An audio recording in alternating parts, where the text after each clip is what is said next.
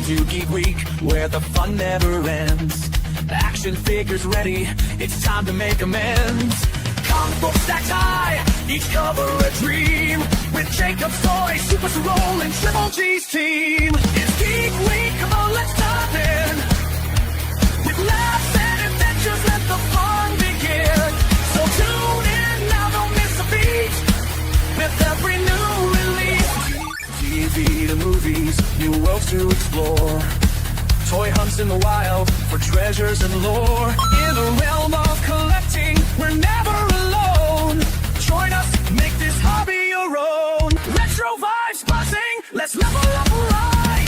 It's Geek Week, come on, let's dive in. With laughs and adventures, let the fun begin. So tune in now, don't miss a beat. Geek Week is here, bring your passion alive. Let's thrive and revive.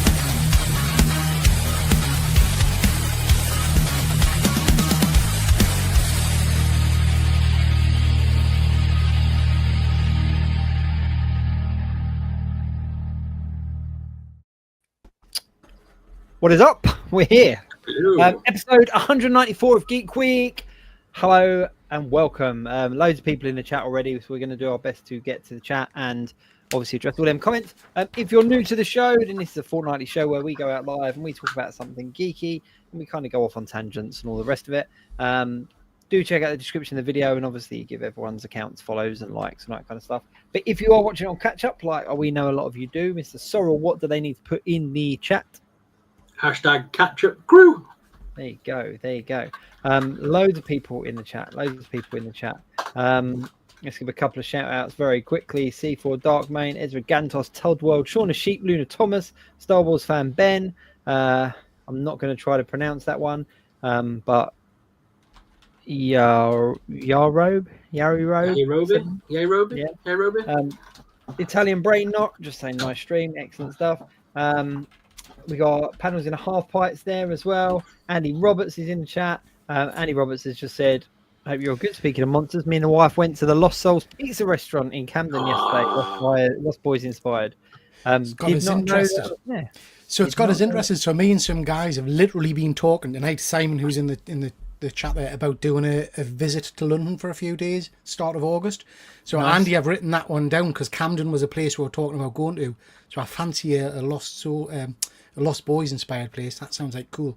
So yeah, nice. Let me know what day that is. And I'll need to jump on a train. We're firming up plans. We're probably going to be going down Thursday, 8th of August for 2 or 3 days, doing the Comic Mart on the Sunday, and going to see Stranger Things at the theatre one of those days, and then hitting the bars and whatnot. Nice. I'll definitely be able to pop down for one of them. I'm only like 20 minutes on the train. Amit, let's go.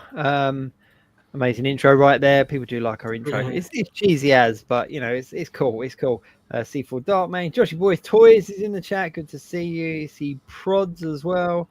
Alex Ryan as well. Rinse Wind, Wayne Deacon, Comic Lad Shot Simon, Flaming Cat. Gotta go to sleep. Meow. Nice. Nice. Andy H is there with the Catch Up Crew. Catch Up Crew is a joke right from when we first launched the Catch Up Crew, and people mistook it for Ketchup Crew, so we kind of went with it. So Catch Up Crew, Catch Up Crew, whatever you want. Morgan's in the chat as well. There we go. Rogue One Photography in the chat. There's loads of people here. Let's keep going. Alex Ryan, the Logan Report. We will stay with you. We will keep the comments going. The comments will pop up on the bottom of the screen if you can see them. If not, we'll do our best to kind of flag them up as we go. Alex saying Forbidden Planet and Meat Liquor Pete there. That's what he's wanting to do. What's Meat Liquor? That's intrigued us. It's a chain restaurant, his Meat Liquor. It's very nice, his Meat Liquor. There's one in Leeds. I love going there. Nice. So Andy very quickly just said the food was great. We're going back next Saturday with the kids. The pizza dough is black and all the cocktails are monster inspired. That's awesome. There's have you guys seen on Instagram and on TikTok and stuff? There's up I think it's Edinburgh. There's a Frankenstein bar with it's a big animatronic Frankenstein's on like the gurney and stuff, and he comes down every like sort of half an hour and gets electrocuted and then goes back up. Very awesome. cool looking. Yeah. Nice. I'd love to do Find a the tour. name of that. Yeah, I'd love the to do name, like a tour and tour all these weird like monster sort of food locations. Random ones. That makes a good video. We should hit up Whitby as well at some point. Do the Dracula. Yeah, do Dracula. Yeah. Yeah. Not walk on those stairs. Sorry, Jacob. Just saying, not walk on those stairs. I'm a big lad. Do you know what I mean? My heart will not take it. Very quickly, Volcana Society said monsters. We like monsters. Yes, this week we have called the stream Let's Talk About Monsters. Last week we kind of threw some suggestions out for what people wanted us to talk about. Monsters kind of came up, so we were like, yeah, let's do a stream on monsters. So we're going to talk everything monsters. What's the itinerary exactly, Sorrel? You know it better than I do. How are we gonna? So basically, we're just going to chat all things monsters. I know we've done a top 5 movies list. So we're going to go through what our favourite 5 movies sort of from monsters are, and just chat about monsters in general. If we've got any comic books to mention, that's another one to do. I love always mentioning a good monster book. Monster figures, obviously. Action figures. Yeah. I don't know if you're doing pickups this week or not. We can do, yeah. Gotcha. Yeah, monster-wise, as we go, we're going to talk, monster figures, monster comics, and monster movies. Unfortunately, Perpetual Comics said he's dated a few monsters. It might be a she, but dated a few monsters. We're not going to touch on them monsters because I'm sure we've all got a long list of those. So it's not that kind of monster, not that kind of stream. But we'll see what we can do. I've met Andy in real life, and to be honest, he's punching above his weight dating monsters. Do you know what I mean? He's rough. He's rough. Andy H said if Gamira isn't mentioned, we riot. Not on my list, but hope it's on one of yours. You've got one of mine in. One of mine's in. There we go. One of mine's in as well. Come on, what do you mean you've got the same one, Pete? Yeah, David Hasselhoff. Yeah, there we go. Monsters and Baywatch Nights. Really, really randomly before we get into pickups. Right, monster-wise, Tales of the Crypt. Yeah. Yes. Yeah. Awesome show, right? Mm-hmm. Yeah, off comic book and all that kind of stuff. Do you know the history behind the Crypt Keeper? I only found this out this week. So there's another very famous horror icon that is tied very heavily to the Crypt Keeper. Do you guys not know this? Am I going to give you some information here? So, Chucky from Child's Play, the Crypt Keeper is a repurposed Chucky from the film. Oh, wow. And if you actually look at his eyes, they're the same eyes. They kept the eyes. So when you look at the Crypt Keeper and you look at Chucky, they're the dead same eyes. So, I found that really random. And I was like, oh, I'm going to save that little nugget for our little monster chat. But yeah, I didn't know it. So can't blame you for not knowing either. Let's do pickups then. What guys? I haven't had that many pickups actually this week. I've got a couple of things to show off, but not. I mean, all of the same kind of style. Lava chicken? No, chicken jockey. Chicken jockey. Is that a figure or what? This is a 3D printed little chicken jockey. Wow. Yeah, I'm kind of over the Minecraft movie now. I would be over it, but I can't be over it when I get 100,000 views per video. And so we're churning that thing for all it's worth. Hashtag content. Yeah. Hashtag content. I picked up the Steve, the 12-inch Steve, and I was going to make a Hot Toys style Steve figure, and then I just kind of lost interest, and I was like, I was kind of out of the figure thing until they announced they're going to do the Jason Momoa action figure, and I was like, Sorrel's the bloody reason we're getting a sequel. Yes. Yeah. I've kept it going, bro. I've kept it going. Yeah. Come on, let's do pickups. Let's see what we got. I'm trying to think what I got. Oh, I got the. Actually, I'll do mine first. Mine's well quick. I don't get Marvel Legends very often, but I had to pick up the black suit.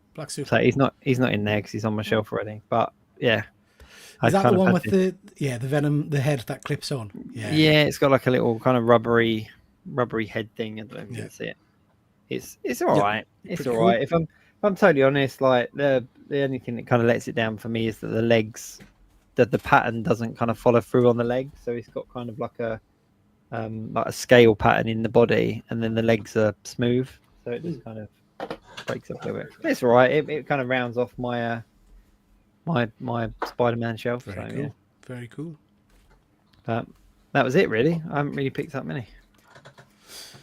Shall I go? Oh, sorry. Yeah, go for it. No, go for it. So so guys, look at this. Look at this. Look at this. Oh, that's stunning. Ooh. Isn't that sexy? Sexy Yeah. Nightcrawler. This I got from one of the comic book Facebook pages. This is an amateur artist. So this is hand drawn, hand painted Wow. by that guy called Stephen Furnish, I think he's called. I've asked him to do us a couple more. This was, oh my brain, I think this was about 40-50 quid. Absolutely nothing. I think it's absolutely incredible for the price you pay for a amateur artist. I mean, look at it. I love it. I thought that was the genuine cover. Yeah, well, when I saw it, so did I. An amateur. Yeah, that's when I saw it. So did I, mate. He's got some stunning work. They really incredible. A couple of other things just to show you. You guys are much more experienced than me in the whole toy collecting malarkey. I've kind of come into it a bit later on. So I didn't know these existed. So I'm wondering if you guys have heard of Cybertron Collectibles. Yeah. Cybertron Collectibles. So they do these books, which are ultimate collector's guides, and basically within them, you've got basically a checklist of all of the action figures that were produced. I didn't realize these things existed. Yeah, so, it's probably a YouTuber, isn't it, that's made that? Yeah, it's totally unofficial, but you can get them. And so one of my big problems is I go to toy fairs to buy my Masters of the Universe figures, and I've forgotten which ones I've bought. So this is like a checklist. I can tick which ones I've got and take this with us in me bag. But yeah, I thought this was incredible. So I've picked up the Masters one. I've got the Mask one. The Mask one's a nicer quality book, actually. Yeah. Really nice quality paper. I got the Thundercats one, which was really cool. And then I got the Transformers one, which is a chunky monkey. This is Transformers Generation 1 Collector's Guide. Again, just really nice. A lot of time and effort. And these weren't too bad priced. These were pretty cheap. So you can get Ghostbuster ones, Turtle ones, Battle Beasts. Fuzzy's just mentioned he's got the Battle Beast ones. You can get all kinds of them on this. Power Rangers, I think he's done all kinds of stuff. So yeah, absolutely, for a nerd like me, absolutely stunning. Yeah. I wasn't listening. Where did you get the mask? How dare you, Andy? How dare you? Yeah, I got them off eBay, mate. I got them off eBay. But if you search Cybertronian Collectibles on eBay, he does loads of offers where you can buy one book for about $10, I think it is, and then it multiplies up. But there's like a full series of these books. Yeah. The Mask one, like I say, I think is a nicer quality product. But these are great. These are really nice. Yeah, I've kind of sat on those, and I've kind of wanted to pick them up because obviously the retro element of them, the He-Man one and the Thundercats one in particular. But I think you might have just persuaded me. I might have to get a couple of them. Sorry, mate. Sorry, I was going to tell you why I noticed them. I did a toy fair last weekend in Gateshead, and there's a toy seller who I've seen at a lot of fairs around the country, in Dublin as well, actually. So he must travel a lot, and he had one of these on his table, and he was trying to sell us it for 40 quid. And I thought, oh, that's nice, and I very nearly bought it. And then I thought, no, I'll check eBay as you do. 12 quid. I thought, oh yeah, okay. So worth checking out and getting them. Yeah. Sorry, I'll cut you off, mate. I was just gonna say, Jacob, with your Jacob Toys website and all the information you have, I'm surprised you haven't ever put together a Marvel Legends one, you know. No, I debated it. And then I retracted all that information in the end. Oh no, that was years of data. Yeah, I got bored of Marvel Legends, so I was like, I don't really want all that over my website. So, But I was gonna say earlier, there's a guy on YouTube that I watch, Puppet Steve, I think he's called. He's got like a Minecraft Steve puppet for a hand. Anyway, he did a bunch of these like collector's guides, and he did like a Five Nights at Freddy's one, and I've got that one. So yeah, there's a bunch of YouTubers that do these kind of things, and they are fun to own. They are fun to cool. It's cool to be able to sit there and tick off how many you've got, because I've got like more or less a complete collection of Five Nights now. I just need the plushies, which I'm never going to be able to track down ever. But I did debate it with the Legends, and I'm not gonna lie, I did debate it with the Legends, but my problem with the good thing about these ones that Pete's got is obviously they're kind of a closed line. You know, you've got all that information. Whereas the more modern toy lines, especially with Legends as well, like one of the reasons I retracted that part of my website is because they were just pushing out too much stuff. And it was just kind of like, I'm just basically just advertising what's available. Whereas when I started it, it was kind of a checklist and all that kind of stuff. So, but I think I might pick up the. Do they do a Ghostbusters one? Or is there was a Ghostbusters one. It's him as well. Yeah. So I remember seeing the Ghostbusters one. I'm going to pick a couple up. The good price, and they're really, you know, just even to just flick through, you know, they're really quite nice. I've got a, it's not like that. It was a Kickstarter, I believe, but there's a Visionaries book I've got, which is very similar. Yeah. Apparently, really hard to get a hold of. A lot of people CGC them, but yeah, really nice little book, and it goes through all the different Visionaries figures, plus the ones that they were about to release when the line got pulled. So yeah, that's really nice. I know some people are throwing the link around in the chat to each other. If someone wants to post it in the chat, we'll put it up on the screen for everyone, just because, you know, support and share and all that kind of stuff. So yeah, if you've got the link to this person's thing, throw it in the chat, and we'll throw it up for the Cybertron collectibles.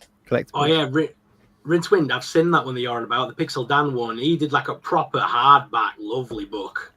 He did it with, I think Mattel helped him make that one as well. I'm sure Mattel had a hand in it at some point.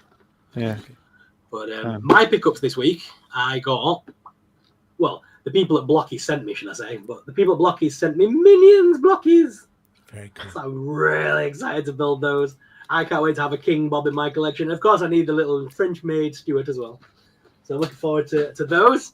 Then I went to Toy Town in my local area. They're just like a little, they're a small chain. There's not many of them. They're mainly up north. They had the horror mystery minis finally in stock. Now I've got a little Annabelle. I just need to now try and track down the Nun and the Crooked Man to complete my Conjuring collection. But nice. Pete, I blame you this time. I got you onto Blockies, but you got me onto the tiny Transformers. And now getting a few of them as well in the chat. I know, mate. These are £3 each in my local comic book store. They're £3. You can't go wrong for £3, and it's a fully articulated little dude. It's got the same articulation that the big ones have. Who does that? Nah, I mean, they're great. Yeah. They're absolutely great. That's they just don't light up, Jacob. The only difference is they don't light up. That's the only difference. Everything else is identical. Like, you can still light his arms on that move exactly the same as the other ones. Full articulation there. I really like the Transform ones. I really do like the Transform ones. But I don't know. Like, I just. Yeah, they're a good concept. I do like Blockies, and it works for Transformers, but I just don't know whether I'd have to see what these other ones look like before I kind of bought it. I mean, Minions wouldn't appeal to me, but I could maybe be swayed for sort of like Masters of the Universe or Marvel or something like that. They're doing Power Rangers, and they messaged me because apparently the next line is going to be the Zords. So you're going to be able to get the Dragon Zord and the Ninjetti Zord and the movie Ninjetti Zord and the original is like all Zords or something. And they're doing like they're all it's the big full size one. It's not like the little ones. It's going to be like the full size robot-y ones. Yeah. So I'm looking forward to seeing what they look like. I would love a Dragon Zord on the shelf. Yeah.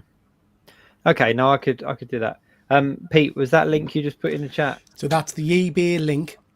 And as Andy says, they even do a My Little Pony book, which goes for them as well. Yeah, that's it. That's it. So that if you look for that comment in the chat, that's Triple G. Yeah, that's where you can pick up those. So we like to promote. We're not one of them that kind of gatekeep. So yeah, go and check them out and give them some love. Yeah, you should see as well. Very, very, very, very, very soon. All the new Stranger Things merch is dropping from Basic Fun. They're all coming out very soon. So there's going to be those stretchy Gujitsu toys that you see at Smith's? There's going to be like Demogorgons and Vecnas and of them things. They're also making a bunch of action figures. And what else we're coming? There's so much. A whole new line of Funkos coming. There's going to be a big push on Stranger Things products this summer. I can't wait to see them in stores. It's going to be awesome. Just, you know what? I appreciate all the little bits and pieces and stuff like that, but Stranger Things just needs a good action figure line. They do. There's so much potential there for action figure, and I'm just really surprised. Actually, I've just caught over the top of my shoulder. So up on my little shelf up there, you can see there's some Funkos. So I've actually got Funkos out on display. But bang in the middle there is the Little Shop of Horrors full set of all them on your video. Cool. I'm so jealous you've got all them. I'm a proper Little Shop fan, and I've had Audrey 2 for ages, but I was able to get the whole set. They came out in like 2018, so they're not particularly easy to get hold of now. And they go for about 30, 40 quid a piece, depending on condition. So yeah, I was really happy with that one. Really happy with that one. Just quickly, a couple of people have mentioned this so far in the chat. I don't know, Rinswin, why you're just focusing on Triple G there, because we're all hyped for the new He-Man film. Couple of videos over on my channel about it. Absolutely cannot wait for it. Cannot wait. It's going to be amazing. I'm confident. Are you guys confident? I think it's going to work. Yeah, I really. But then again, I mean, I'm still a huge fan of the old Dolph Lundgren one. Like it wasn't He-Man, but it was He-Man, but for me, it was at the age where He-Man was still something as a kid I loved, and I was still allowed to like at the age I was when the film came out and that kind of stuff. And it was a movie, and you got to kind of think back in the day. Like it's easy for us to look at it now and go, yeah, it's really, really rubbish. But at the time, especially for kids, it was a He-Man movie. And I don't think I appreciate it. It was still He-Man. And it was a crushing disappointment is what it was. It was, yeah. As I've grown up, I'm like, it's less and less like He-Man. But that portrayal of Skeletor, you can't tell me. Skeletor, I'll give you Skeletor, I'll give you Evil Lynn. Dirty, naughty thoughts. The rest of it just wasn't He-Man. Beastman was in there. Like, it was like a cameo of Beastman. Like, it was, but for me, it was just... It wasn't He-Man, but it was He-Man, and I think this is going to be everything that should have been. If that makes sense. Like, it's going to be a true He-Man film. But we've got a couple of big films coming out. We've got Fantastic Four. We've got Superman. I'm super hyped for. I cannot wait. And they're really pushing the marketing hard on Superman. There's so much stuff coming out for it. Like James Gunn's doing a Q&A at HMV London. Like. Next month, I think it is. Like they're really pushing hard. But yeah, there we go. James Keegan's in the chat. He's given us a big hello. So yeah, there we go. Fuzzy's upset. Fuzzy thinks He-Man's got flop written all over it. It's hard to get that story across in live action. It's hard. Is it? But it shouldn't be. It's just Conan the Barbarian. Do you know what I mean? It's just swords. But have you gone back and re-watched Conan? That's fair. That is fair. But yeah, I mean, there's a video clip doing the rounds, and it's horrendous promotion. If you check out my video, you'll see it, where the guy who's playing He-Man, you see a clip of him doing his sword practicing, and it's phenomenal. And it's like, that's what I want. That's exactly what I want. My problem with the original Masters movie is He-Man spends most of his time running around with a massive rifle thing. He doesn't really use the sword of power a great deal. He does at the end. I'll give you that at the end. He does. Yeah, I'll give you that. But yeah, that's what I want. That's what I'm just excited. But someone else is in the chat. Sorry, Dungeon Crawler. Absolutely, we've heard nothing about Battle Cat yet, and that worries us because you're absolutely right. We need a good Battle Cat in this movie. But you know what? We haven't heard anything, but that doesn't mean he's not in the film. Yeah, agree. I think that, to be honest, if I was putting this together, the stuff that we have seen, I wouldn't be dropping anything about Battle Cat. I'd keep that completely, because if you imagine, like, even just look at like The Walking Dead, like how good they portrayed Shiva, the tiger for Ezekiel. Like, and that was a television show on a much smaller budget, and it worked, and it kind of brought that tiger from the pages alive in the TV show. And I just think a big budget, big box office, like they could do Battle Cat some real justice. Whether it will be a talking, cowardly thing before it gets all hyped up and becomes like a superhero, I don't know. But I think I could forgive it not talking. To be honest, I don't think it has to. Yeah. I don't think it has to, but I think we will see Battle Cat. But I think that's the kind of the big spoilery bit. That's the big bit that everyone's gonna. That's the bit that's going to get spoiled on the internet when the film drops. That's the bit that will get spoiled. I can see Sorrel's eyes glinting now, thinking Battle Cat Build-A-Bear, Battle Cat plushies. Yeah. Battle Cat blind box. Yeah. You know what? The only thing that has me worried is it's Jared Leto. Yeah. And not because I don't think he's a good actor. I think he's a phenomenal actor. But he seems to just every franchise that he touches seems to bomb. It just seems like he's had some really good opportunities with some iconic characters, and I'm just. But he's in trouble at the moment as well, isn't he? Isn't he doing naughty things at the moment? So yeah, who doesn't nowadays? Orko as well. There's got to be. I think Orko and Battle Cat, like those kind of characters, are the characters that they will keep, and they're going to be the big pop moments and all the rest of it. And you're talking about Conan and stuff, but there is. Who was it that mentioned Transformers 1? Fuzzy said box office for Transformers 1 has to have frightened them. But I think there's space in the movie market for a barbarian film. There wasn't necessarily space in the market for a new Transformers film. Like, do you know what I mean? I think I love Transformers 1. Like, I really loved it. But I think it was too closely surrounded by other Transformers films and other big robot films and this kind of stuff. Whereas there's not any. We haven't had a good barbarian film for a while, have we? No. So who knows? But there we go. There's loads of it. Annie H said that Battle Cat will be the end or the post credits. Jack Addison saying, "Are you saying that you didn't love Morbius?" I actually really like Morbius. I've actually got the figure. I've got the Hot Toys Morbius up on my shelf. So I was actually a fan of Morbius. It wasn't good Morbius from the comics, but it was a good vampire film, I thought. But everyone's quiet. So nobody agrees with me. I didn't think Morbius was that bad. I'm with you. We did a review show on it, and I remember a couple of my colleagues getting very excited because I thought it was all right, and they were like, "It's the worst thing ever." And I was like, "Is it though?" It was all right. It was. I think what I've found, and I don't know what you think, Sorrel, is that my tolerance level for these movies has dropped over the last few years. Yeah, mine do. Do you know what I mean? And now, if it's okay, I'm relatively happy because I've seen that many of them that are just diabolical. You know. Yeah, I thought Craven was all right. Which one? Craven. I thought Craven was okay. Yeah, I enjoyed Craven for what it was. I think the problem is that the Sony verse was trying to build a universe, and I think if they just did these as standalone films that had nothing to do with anything else, they would have done much better. And then kind of gone, let's pull them all together and make it like Avengers did. Like they, up until the Avengers film, there was a plan in the background, but they were just dropping these films individually, and everyone was eating them up. I think my problem now is I go into these movies, these particularly superhero movies, and even actually movies that are franchises that are coming back, like Beetlejuice and things like that. I go in expecting them to disappoint us, and I think that colours my view of them. That said, I don't know if either of you guys have been yet, but I've been to see 28 Years Later today. Went in expecting to be let down. Loved it. I thought it was really good. Really enjoyed it.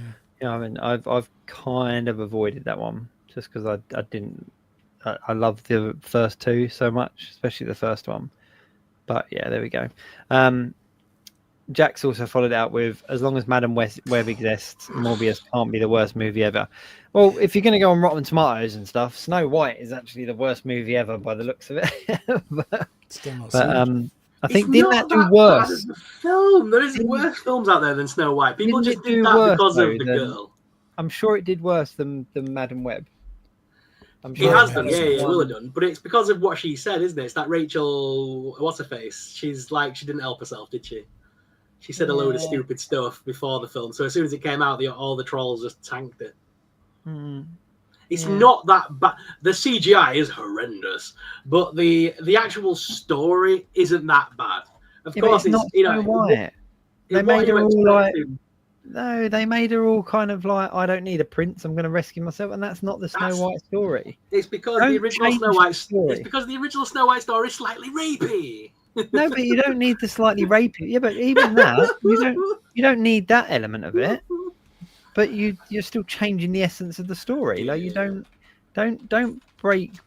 fix what's not broken, in my opinion. And Snow White was a classic. So no. Until it was made on an iPhone. I'm just responding. I think you could, if I'm being honest, and I don't know if that was a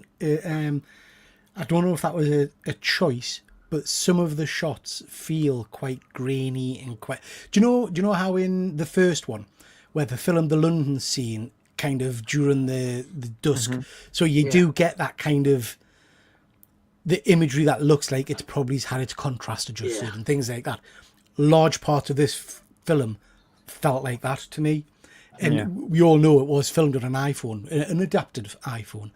But, and like multiple as well. There was like, do you see that camera rig that had about 17 million iPhones on it? But yeah, I felt fuzzy some of the shots. But like I say, I don't know if that's a choice, an artistic choice. Yeah. Hang on a minute. C4 Darkmane. No. I'm ignoring Perpetual Comics. C4 Darkmane. Mate, are you dissing Spice World in my presence? I can talk Snow White, but I'm not talking Spice Girls. Like, mate, Michael Barrymore as a sergeant major in it, doing drill instructions with the Spice Girls. Martians touching Jerry Halliwell's boobie. No. The fact that you remember that much from Spice World really... Mate, I watch it at least once a year on Netflix. It's a stupid little movie, isn't it? Oh, it's one of them films, no matter how bad of a day you have, you put that on and you realise your life isn't that bad. I've never seen it and I never will. No. Never seen it. I grew up in the 90s, so I was into Spice Girls growing up for many a reason. I had the posters, many a reason. Fuzzy saying this, if you could tell or not, it's still a hell of an accomplishment. Shall I tell you what it does tell me about this? Is that we've had a big movie blockbuster shot on an iPhone, and I think it just shifts the pattern because a lot of people think that, you know, in order to kind of do film and kind of do movies and stuff, you need these big camera rigs, you need this big equipment and stuff. So the fact that they've made this on an iPhone, if nothing else, just shows people just to get out and do it, you know. I absolutely agree, and I keep coming back to it, Fuzzy. I've just popped a comment in the chat there. I think it was the shots I'm referring to. I don't think it was because it was on an iPhone. I think it's been a choice. I don't know, but there are some stunning shots in it, and I have to say, as a northeast lad, this entire movie's set in the northeast of England, so they've all got the same accent as me. So if you cannot understand us, you're screwed.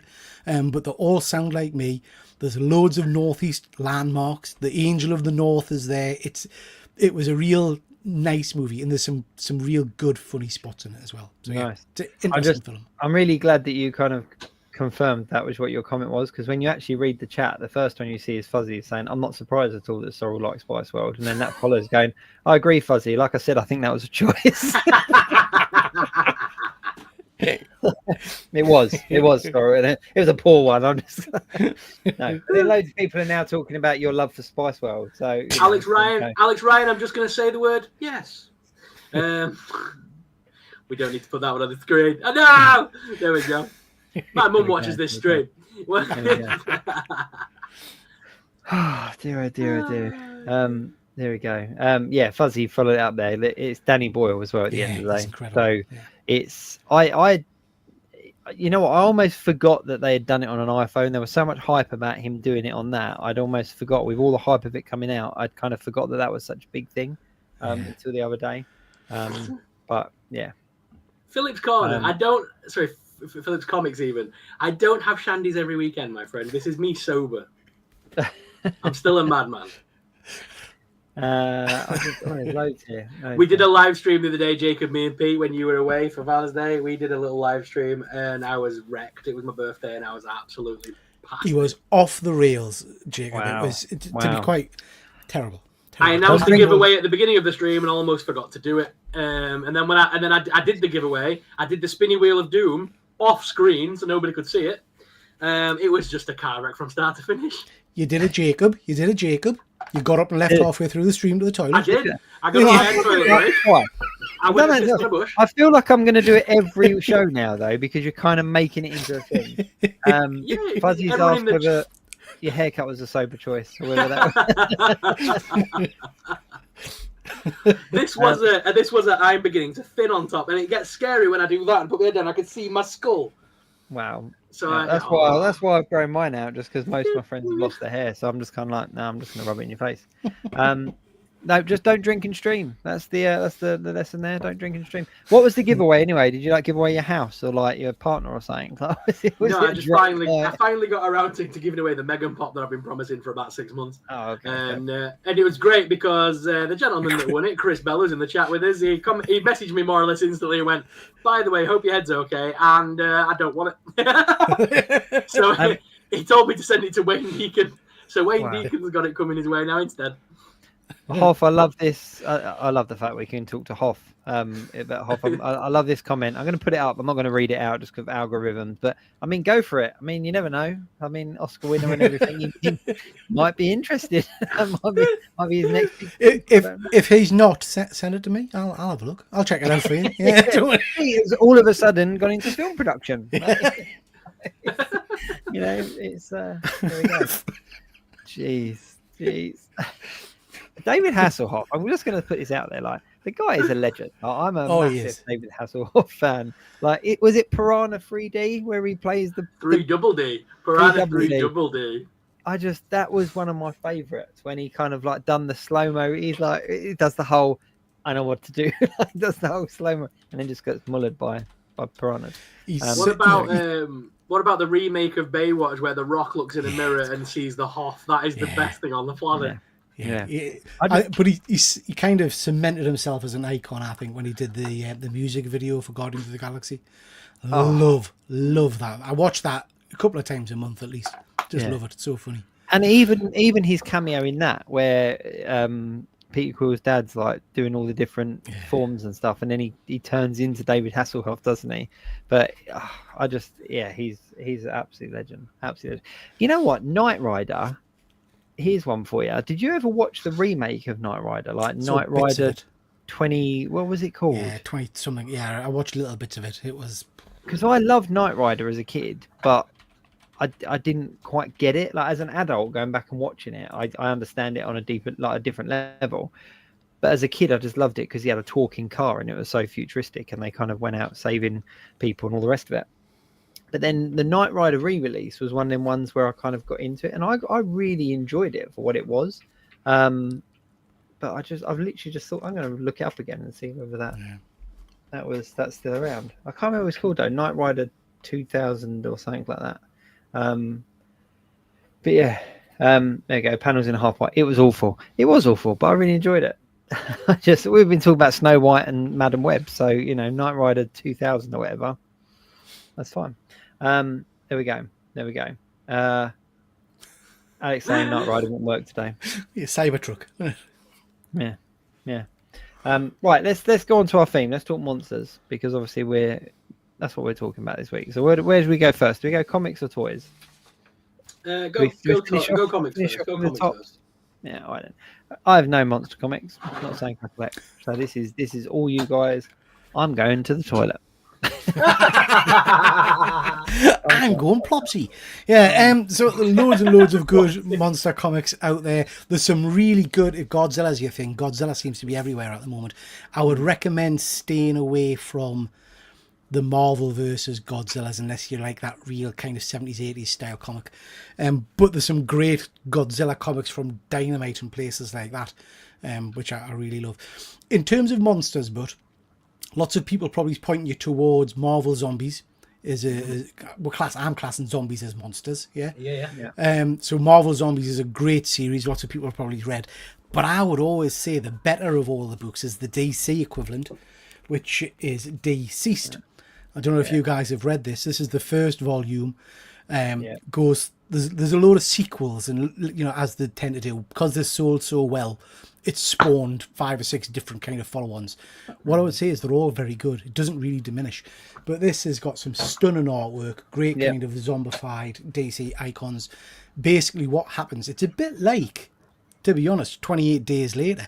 Darkseid unleashes the anti-life equation on television screens and mobile phones, and basically anybody that sees the broadcast gets a bit like the rage virus from 28 Days and just goes crazy and rips people apart and stuff like that. And this is a really dark tale of the DC universe just going down the toilet. So you get Batman gets infected early on, and then Superman, Flash. There's some really interesting parts. One of my favourite bits, and I would imagine lots of people have read this, so it shouldn't be spoilers. But Superman's pretty much immune to it, and then Flash gets infected, and because he's the Flash, he's basically infecting the entire world in seconds. So the only way Superman can stop him is to basically stand in front of him and get him to run into him. And you get this amazing scene where the Flash hits him and just explodes, basically. But then they realise that part of the Flash, because he was going so fast, is kind of melded into Superman. So Superman gets infected as well. It's just class. Really good story, stunning artwork, some really graphic, vile bits in it. I'd recommend you check it out. It's really good. Good read. I'll actually give you that. I'm not a huge Marvel Zombies fan. I'm not. I love the Walking Dead comic. The Walking Dead comic is one of my all-time favourite graphic novels, comics, omnibus, whatever you want to call it. But I think because I was so heavily into that, the Marvel Zombies just didn't land with me at the right time. Yeah. Like I've enjoyed it and reading it and stuff, but at the time I was just like, but yeah, I'll give you DC's. Just show you this as well. Sorry, just because people are commenting. There's a whole series of those covers. Yeah. But like, different Zombified. But like a lot of good comics these days, they do a lot of homage covers. So you get the kind of the It homage, which I really like. That's cool. You get Nightmare on Elm Street, The Nun, all those kind of things. There's some real cool ones. The Conjuring. They did a real good job with some of the kind of the additional covers. So well worth checking out. Yeah. Cool. My monster book choice. I've mentioned this one to Pete before, but it's worth mentioning again because it is my favorite book. The Midnight Show. Yeah. Have you read it? I haven't read it yet, but I remember you talking to us about it. So basically, The Midnight Show is there's like a movie that was made but was never ever screened back in the day, and it was like where all the monsters came together. So like Dracula, Frankenstein, the Wolfman. And it starts out and it's the beginning of the black and white style movie, and then it goes into like the monsters coming into the real world. And because obviously this is not Universal have not licensed this. So all of the monsters are like the classic versions of them. Like, so you've got like look at that. So they're not like the ones that you used to, which is good. So like the Mummy is like basically Anubis. I can get that on the screen. Oh yeah, very cool. Yeah.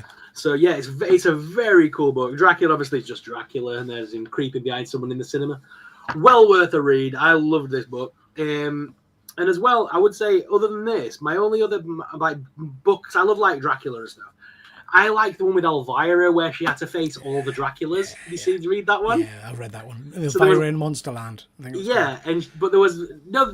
There's Elvira in Monsterland in there, but then there's one. Elvira meets Vincent Price, I think, was a one. Yeah, Elvira meets Vincent, and then there's been a whole host of them. Yeah, because there's one of the issues where she has to face like every Dracula. Yeah, that's from cinema history, and that is a great book.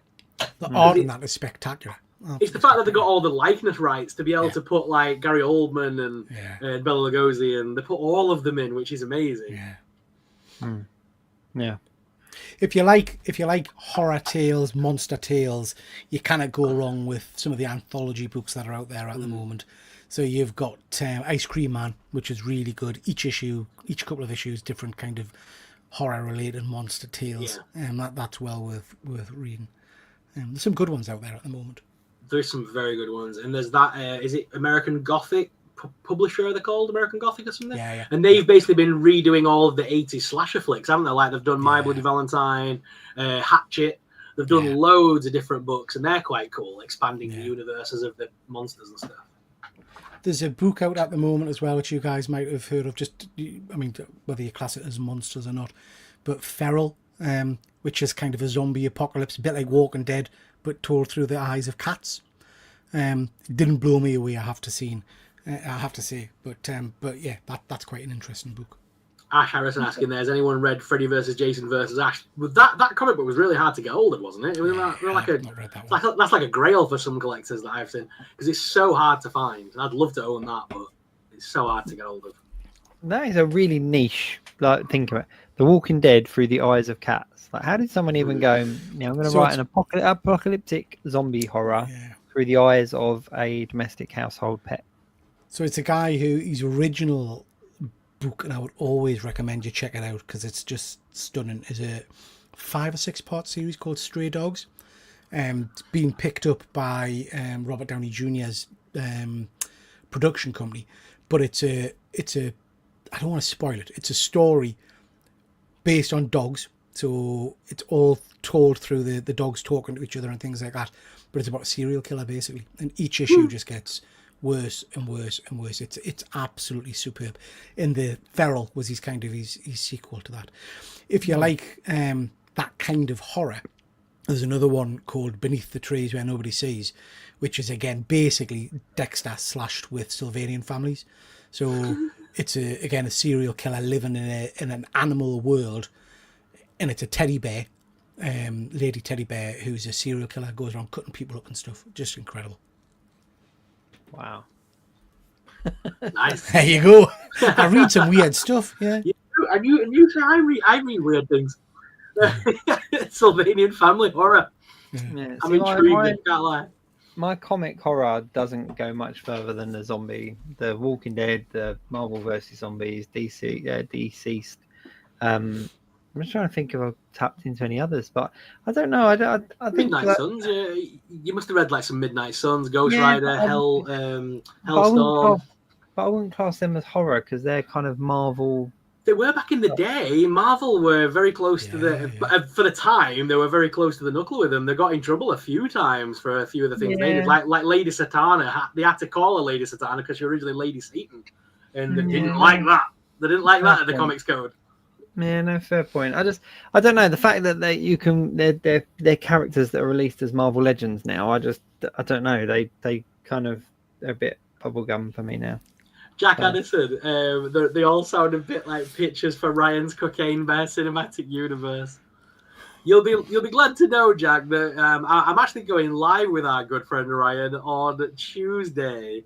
Me and Ryan are going to be talking all things Pooniverse, Cocaine Bear, Bambi, Popeye the Sailor Man, Screamboat, and many other random stupid horror movies. And I'm sure he'll be doing a Cocaine Bear impression for you. Yep. For anyone that doesn't know, that's a random old skit that came from the earlier days of the show that just kind of took over for a little while. Like we had Cocaine Bear pretty much the whole time. The best, because it's his Winnie the Pooh impression, and when he made him read the thing from Taken, that was my favourite thing. Yeah. I don't have any money. When he made him do the whole spiel, I thought that was amazing. That was good. Alex Ryan said a John Wick style zombie comic line would be brutal. Just saying there to Alex in the chat, have you read Good Boy, Alex? So Good Boy, incredible story. Can't remember who the publisher is. Fuzzy might help us in the chat. But Good Boy is John Wick, but it's flipped. So the John Wick character is the dog that gets shot in the films. So in the comic, it's the human John Wick who gets killed, and his dog, which is a Doberman, wears the suit and has got guns and stuff. And it literally, issue by issue, follows the story of John Wick, but with the dog being John Wick. It's great. It's really good. Yeah. I'm really glad that you clarified that comment, though, because, again, just reading it, like, it just looks like, Alex, have a read. Good boy. It's all about context. So there we go. Cool. Any other comics and stuff for Monsters? No, that was everything I wanted to mention. Yep. Let's do toys. Yeah. Let's do toys. Go on for it, Jacob. You've sat there long enough. It's your turn first. So the only toys that my collection's changed a lot recently, but so I've got a lot of dinosaurs and a lot of Jurassic Park. Like, they kind of fall into the monster realm. But the only kind of horror icon kind of things I've got Walking Dead figures, Hellboy, Lost Boys, Morbius, So mine are all kind of more. I haven't got any real monster figures. I don't know. It's a part of my collection that just doesn't. I haven't really explored massively. So I thank you, Fuzzy Source Point Press. That's who does good, boy. Thank you very much, mate.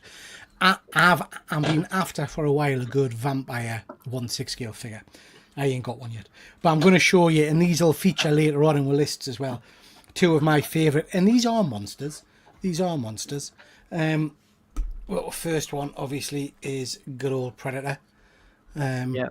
So this is a 1/6 scale Predator from Hot Toys. Let me just go and grab my Lost Boys. Hang on, I'm still on. Absolutely love this figure. I've not gone to the loo. I'm still here. I'm still here. So, yeah, one of my favourites. He's a lovely figure. They've done a reissue of him, so you can pick him up for a decent price. And then the other one, which I love, and this is a older figure, harder to get a hold of, but is the good old Xenomorph. Again, lovely figure. This one's a bit fragile, but it's got a feature on the back where you can, if I can find it, you can extend his jaw and the teeth thing comes out and all the rest of it. If I can do it, there. So yeah, that's pretty cool. Posable tail and all that kind of jazz. So he's nice. Is that a hot toy? Did you say? Sorry. Yeah, it's a hot toy. It's one of the original hot toys, but it's not the best condition. Because that mechanism that you're on about for his tongue to come out and stuff, that was in the original figure, if I remember right. That was like on the original toy, wasn't it? Yeah. So I always found them more scary than the Xenomorph, if I'm honest. So this is the original hot toy. Like I say, it's hard to get a hold of these days. But the problem with it, I don't know if you can see. So you see his jaw? You see the stuff along there? That's like a really thin rubber. So if you extend his jaw too much, because it can lock in place. So if you were to extend it and have the thing out, loads of this splits on the original figure and tears. So you've got to be quite careful with them.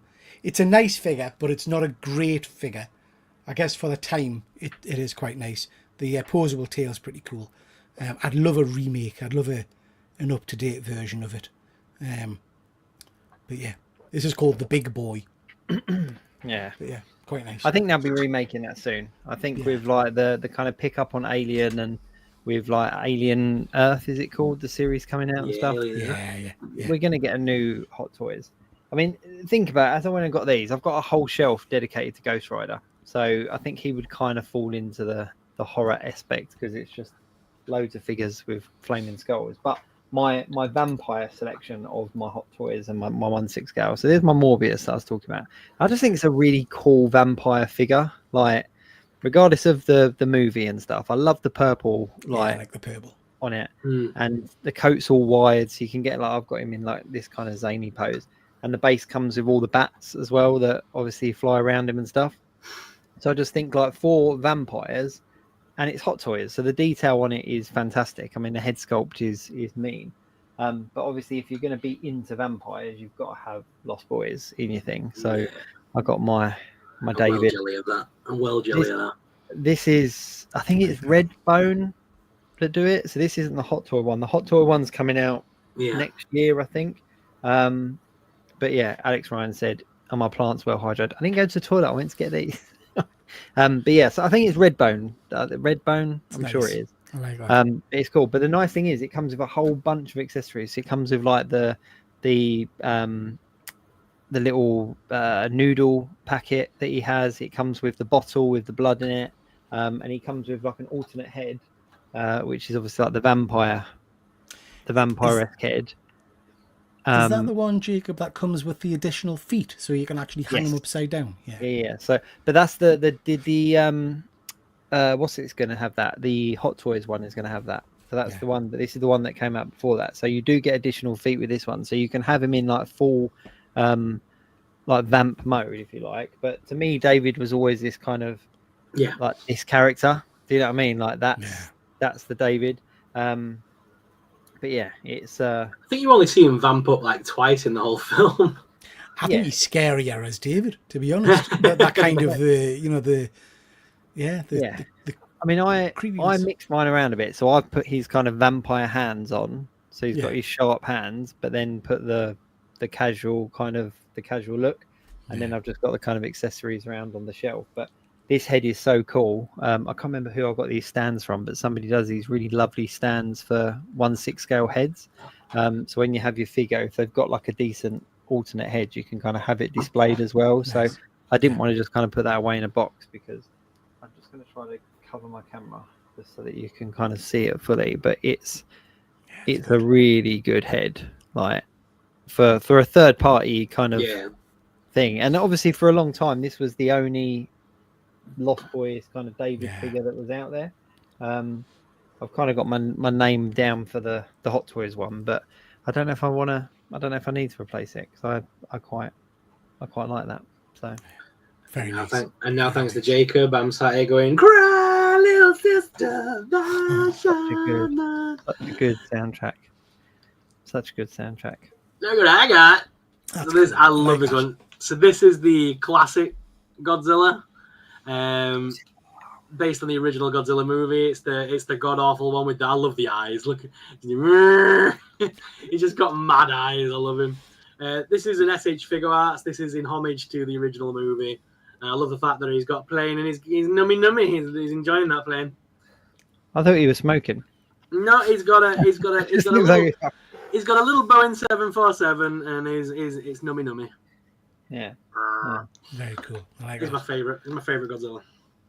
Yeah. See, I mean, like, I love the new movies, and I've got one of the new movies on my list, but you can't beat the old classic ones where it's a dude in a suit. Yeah. I was on the same.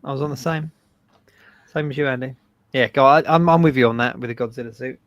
Yeah, I love the original Japanese Godzilla films. And Did you like? Did you like? What's it? The what was it called? What was the recent one? -1. -1. Did you enjoy that? One was amazing. Yeah, I loved it. Yeah, Loved I just thought it was kind of everything that those films were to me as a kid, but as an adult, if that makes sense. It went back and just improved the old films, didn't it? But kept the original stories and ideas.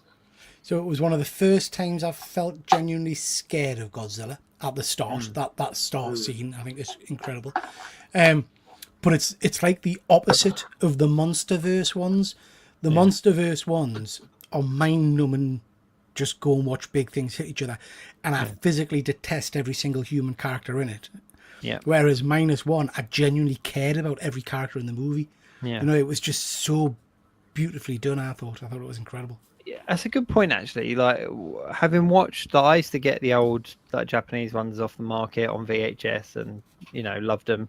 Didn't understand a word what was going on because they're all bootlegs, so there was no subtitles or anything like that. But I was never afraid of Godzilla. Like, Godzilla never scared me. And in any of the films, the modern ones and everything like that, he was never really portrayed as something to be scared of. Yeah. Whereas -1, like you say, it did give you that kind of, all right, actually, he is something to be scared of, sort of thing. Yeah. Love it. But yeah. -1 was brilliant. Absolutely brilliant. Is that your monster? That was my monster. I thought you would have had more. You have so Mate, many I could horror sit here films. and go through my entire collection, but we don't have time, dude. No, I could sit here and go through every single item in this room. Well, that one It's as well. a room of monsters. You've got that one, Sorrel, haven't you? Pete, I have more Godzillas than anyone on this planet. Yeah, I've got all of them. It's ridiculous how many Godzillas I own at this point. Is this this? Is this Super 7? I can't remember who made it. Or That's the Super 7 one. That's the Super 7 one. That's the -1 one, isn't it? Oh, yeah. The solid black one, yeah. I've got literally in my spare room in the garage now. Is literally that's where I keep all the Godzilla ones because they take up so much damn room. Like the MonsterVerse, I think the people at Bandai have now sent me possibly every single MonsterVerse figure there is to possibly own at this point. They've even sent me like the King, what's the four-headed dragon, Ghidorah, King Ghidorah. They even sent me that one, and that's ridiculous. Yeah. You know what? I actually much haven't got any Godzilla figures. It's one of them ones that I always kind of look at new ones that are coming out, but I just kind of, I don't know. I think I would just want a huge one. If that makes sense. Like reach out to our good friend Tom Pelly, and I'm sure he'll send you one. Oh, I'm sure. But I don't know. Like, I just like that -1 there that you just showed. Like, I loved it, and the product pictures and everything. It looks stunning. But then I put that next to like the Hell Charger, that is like a 1/12 scale car, it makes Godzilla look small. I don't know. I was looking at busts at one point, like with these kind of helmets, like kind of busts, Godzilla busts to kind of go on the wall. But I don't know. I do need one. I do need a Godzilla in my collection. Yeah. Should we talk monster films, or should we? Yeah. Should we turn on to his top 5 movies? Okay. I'm really curious as to how this has gone down. Because when you say monsters, what do you think monsters? So I've classed anything from kaiju monsters to classic monsters, Universal, and that kind of thing. Like, if it's a monster, it's a monster. I know they said another word there, but that gives away one of my answers. But yeah, it's a monster. You like the monster? Is it a monster? It's a monster. It's a monster. But yeah, if it's even I would even count like Alien and Predator. They are monster movies technically at the end of the day.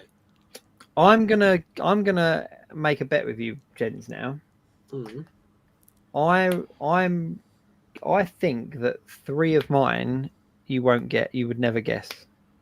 Okay. I don't think you'll guess my top one. No, I don't think you'll guess mine either. But I'm not sure if that. Yeah. No, I don't know. We'll see. I mean, there's a lot to choose from. Do you know what I mean? So many. And I've purposefully, when I've done these, I think trying to pick my top 5 favourites is almost an impossible feat. I've got a feeling at least 3 of mine are going to be on Pete's list, and I think at least 2 of mine are going to be on Jacob's. I've purposefully thought of that and tried to not pick films that I think we'll all have. Ooh. I've done the same. So I've gone for films that I really, really love, that are classed as monster films, but might not be on everybody's list, is what I've gone for. I'm gonna the way that I put mine together, I've got a couple of honourable mentions that I want to do first, but the way I put my top 5 together was I thought about monster films that scared me as much as like or had some kind of effect, if that makes sense. So a couple of really quick honourable mentions. Have you specifically got 5, or have you got a couple of honourable mentions as well? I've got 5. Okay, so I'll just do a couple of honourable mentions. Have you got 5 or? I haven't put them in order, so I was just going to see what you guys do, and I've got a list of 1, 2, 3, 4. We're not doing monster types. This is films, yes? Yeah. Favourite films. Yeah. Alex that was one of my honourable mentions. Cloverfield is a big monster movie.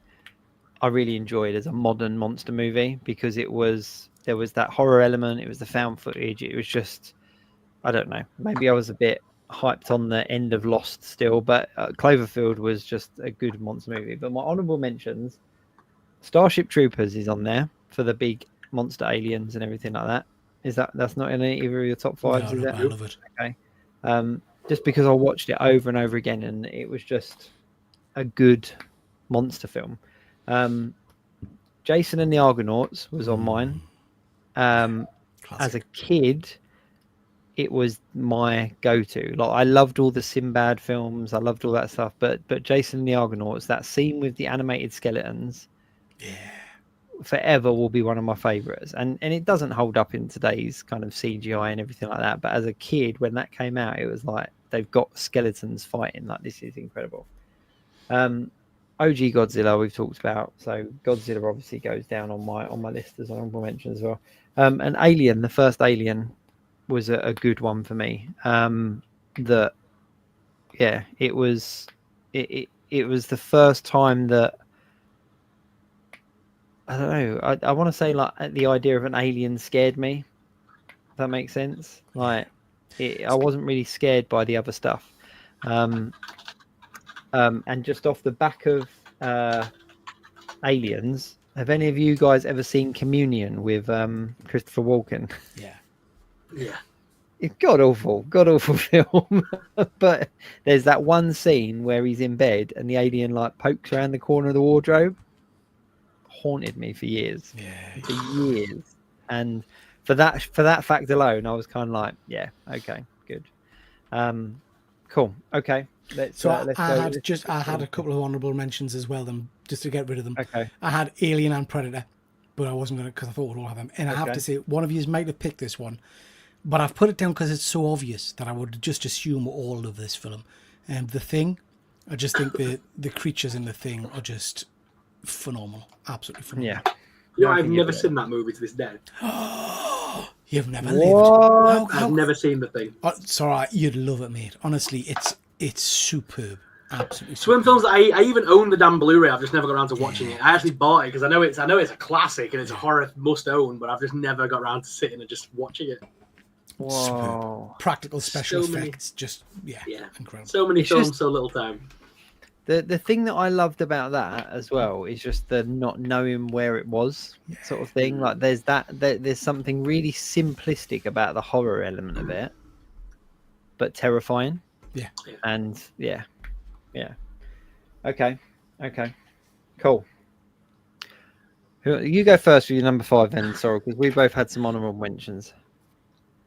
Super Sorrel, I can't say you're big on horror if you haven't seen the thing. I know, I'm sorry, dude. I've upset a lot of people now. My number 5 is Kong, the original King Kong with Fay Ray.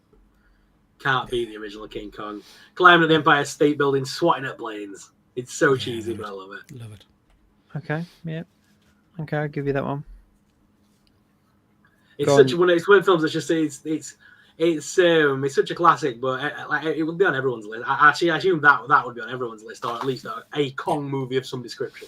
Yeah. The only reason King Kong didn't make my list is because it never scared me. Like the idea of a gorilla just didn't. I know it's huge, but it just, I don't know. There wasn't a fear element for me.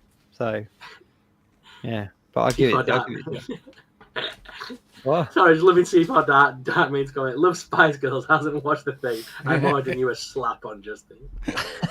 That's a fair point. So Dark Main, that's a fair point. There we go. Go on then, Pete. What's your number 5? Okay, so like I say, I've gone slightly askew, I guess. And this is a monster, but it's a monster I don't think from memory we actually see. But it's a bit like you were saying, Jacob, about stuff that just unnerves you and scares you. So I'm going for the creatures from Bird Box. I don't know if you've seen that. Oh yeah. Sandra Bullock.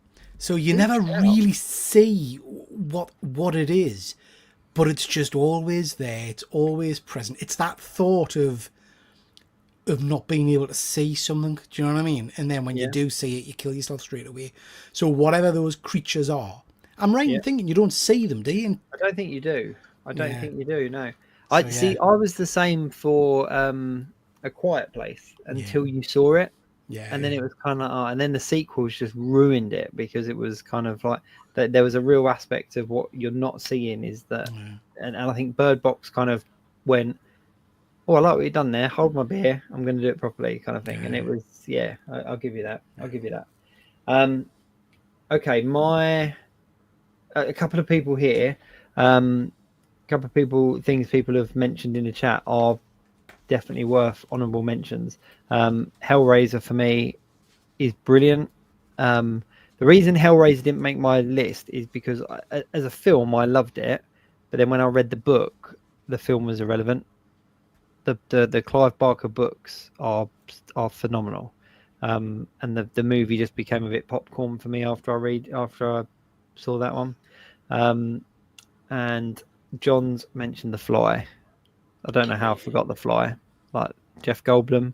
I think the scariest thing in that though is the computer that he uses for the teleporter. Have you seen that? Like, if you go back and watch it now, like in the 80s, this idea of a computer that was going to teleport you from one pod to the other, and it's basically just a big silver box with a screen and a couple of keys. It's just like, it looks more like a microwave. But there are a couple of honorable mentions there. Okay, so my number 5, somebody did mention Critters. My 5 was Gremlins / Critters, and it was something about the kind of that Critters and Gremlins were very much a side and B side, weren't they? They were trying to kind of do a very similar thing. Critters, for anyone that hasn't seen it, they were basically like alien hedgehogs that just kind of came and ate you. And Gremlins, obviously most people know Gremlins, but as a kid, the Christmas tree scene for Gremlins just got me, and it was just, and it was that element of practical effects. And I know that the new batch film made it a little bit more comical, but that first one is quite horror film, you know, like if you look at it on the level. So yeah, so Gremlins, Critters. So my number 5 were kind of little small practical effect creatures. I've just bought a critter. Just bought one. Have you? Yeah. Please tell me you're going to buy the spacesuit of the guys that are hunting them. I'd like to see in the Rocky Horror style kind of silver shoulder pads with a pointy gun. That's, you know, there we go. Go on and what's your number 4, Sorrel? My number 4 is Gremlins. So it's funny you should mention that because it is straight up my number 4 is Gremlins. Can't beat the Gremlins. Classic. Love the Gremlins. Gremlins is great. Gremlins is really great. Absolute class. I had the little Necker gremlin, the one that they made before the figures that bobbed back and forth and sang the song. And my dog used to run away from that. When it went off, because it was motion censored, if you put it on the floor, a dog came near and sniffed it, it started going, woo! And my dog used to run away in fear from that thing. He used to cower in the corner. Poor doggy. Nice. I'm just thinking of another thing, actually. Labyrinth with David Bowie. The creatures in that are phenomenal. But Nightmare Fuel. The opening scene when I was really young, where the goblins are hidden under the bed and she's talking to them, and then it cuts to the goblins. In today's kind of movie stuff, like they would all be CGI'd, and I think there was something really scary about that practical effect because they were real. You know, they weren't fake. And it's a comedic kind of scene, but kind of on a level, like she's summoning them and they're basically just sat there waiting to take the baby. I found that really kind of, but I love the movie. I love David Bowie. You remind me of a baby. What's your 4, Pete? So my 4th one has been mentioned in the comments. It is the Jeff Goldblum, The Fly. So I watched that when I was probably far too young, and it really disturbed us. It's a phenomenal film. Me and my mates used to mock that film. How does Brundlefly eat the donut every lunchtime at school? That. It just when he pukes up on the guy's hand and it melts and stuff, and it's just such a heart-wrenching movie. Absolutely love it. So yeah. And Jeff Goldblum, I love Jeff. I think to this day it's still one of Jeff Goldblum's best roles. It's the arm wrestling scene as well. Where he cracks it in the bone. Like I was afraid to arm wrestle for so long because I thought that people's bones were going to crack. But it's it's just a brilliant film. And you know what? I didn't even mind The Fly 2. It didn't hold a torch to the first one, but as a continuation of the story, I even like that. And it's one that I'm surprised they haven't remade. I'm really surprised they haven't remade because the practical effects on that were phenomenal. But what they could kind of do with it now, it's there you go. C4 Darkmane. I like The Fly 2 as well. I just think it was a good continuation. It didn't try to beat the first one. It was in that weird kind of time of cinema where the sequels weren't trying to be better than the originals. They were trying to continue the story. Yeah. And there's a handful of films that kind of do that. But there we go. All right, my number 4, and this is one of the ones that I didn't think anyone would guess, would be Tremors. Yeah, I love Tremors. None of the sequels or the TV shows or anything like that where they started becoming like helicopters and tanks and stuff. Like the original Tremors where you just had the worms in the sand. There was something terrifying about that. Like I remember as a kid sitting there watching it on the sofa with my cousin with our feet up on the sofa because we were scared we were going to get eaten through the floor. But yeah, just being stuck in the middle of the desert with these huge worms under the ground. Like there was something really, and I just thought it was a great monster film. Like they were big monsters and realistic. Like the worms could be in the desert, like, and you wouldn't know that, you know? So yeah, so Tremors takes my number 4 spot. Okey-dokey. And no one guessed it, so I'm 1 for 1 at the moment. Number 3 for me is Monster Squad. Goonies with monsters. Yeah. You can't beat a bit of Goonies with monsters. I love that movie. So you can't. I haven't got a physical copy of it. I had to watch it on Amazon Prime recently. Yeah. I haven't got a physical copy of it. It's so hard to get an actual physical version of. It's one of them films that's just out of print. I don't think they're ever going to do it again. Probably. I hope they do it like an anniversary Blu-ray at some point. Does it stand up? Because I haven't seen it for no, it does not stand up. No. Is it not? It's awful. But it's still one of those movies that I remember renting as a kid, like all the time. It's Dracula. It's Dracula and the creature and Frankenstein, and it's awful, but it's funny. Yeah, very cool. Great film. Okay, yeah. Watch it. It's one for me that I mentioned Clive Barker earlier with Hellraiser, but for me, I always favoured like Nightbreed over Monster Squad. Have you guys ever seen Nightbreed? Yeah, I've seen it. I've never seen Nightbreed. Yeah. You haven't? Never seen Nightbreed. Good. It's like a fantasy horror, isn't it? Because it's just a really good monster film. I can't even remember how it gets started. Like they live, there's like monsters, isn't there? And they live in they're like the Morlocks, aren't they, from X-Men? They're all deformed and creatures, and they live. I think do they live in the sewers or in the underground or something? That's what I was trying to remember. See, I remember them kind of being underground, but I don't know whether I'm making that up. If it wasn't there something to do with a graveyard in it, or they lived under a graveyard or something. But it was just cool. It was like early 90s, late 80s. Clive Barker, a phenomenal horror author. But it's a good one. Just watch Nightbreed. You'll love it, Sorrel. It's campy, it's fun, but it's a horror as well at the same time. Very good. Cool. Go on then, Pete. What's your three? Number 3, so one that I haven't seen for a long, long time, but I remember it terrifying is the remake of The Blob. So I don't know if you've seen that. Yeah. Just this huge gelatinous thing. It's something about not being able to escape from it. And then when you touch it, the acid side of things, you kind of dissolving when you're inside and things like that. I just remember watching it and just being absolutely terrified by this ridiculous thing. Do you know what I mean? Really, really enjoyed that. Again, one I want to go back and rewatch because I haven't seen it for a long time. Did you ever watch that? You had like Tales of the Crypt. Yeah. There were other shows. There was one called just Monsters.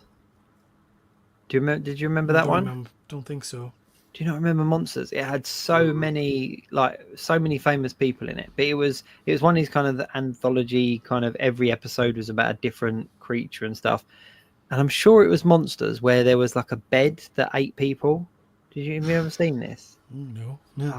So basically the long and short of it, and I'm going to spoilers, but this did come out in like the 80s. But basically it was this man going out and seducing girls in like this club, and you kind of follow him and he takes her back and kind of lays her on the bed, and then the bed eats her, and he's like, and it's like old school kind of teeth and all this kind of stuff. I thought you were going to tell me that it starts going, feed me, Seymour! No, but it's like that though. Like these big teeth come out, and literally it's one of these big puppets, and there's a real kind of like horror twist on it in the respect of like he's basically picking people out to take back to. And I always just thought, why don't you just move? Like why this thing is like stuck in your house. But then the twist of it at the end is he meets this girl in the bar and he really likes her, and she takes him back to her house instead, and she's got the same monster, but it's a couch. So he goes in and she's like, let's go in the bedroom. He's like, no, let's go in the lounge. And she's like, no, let's go in the bedroom.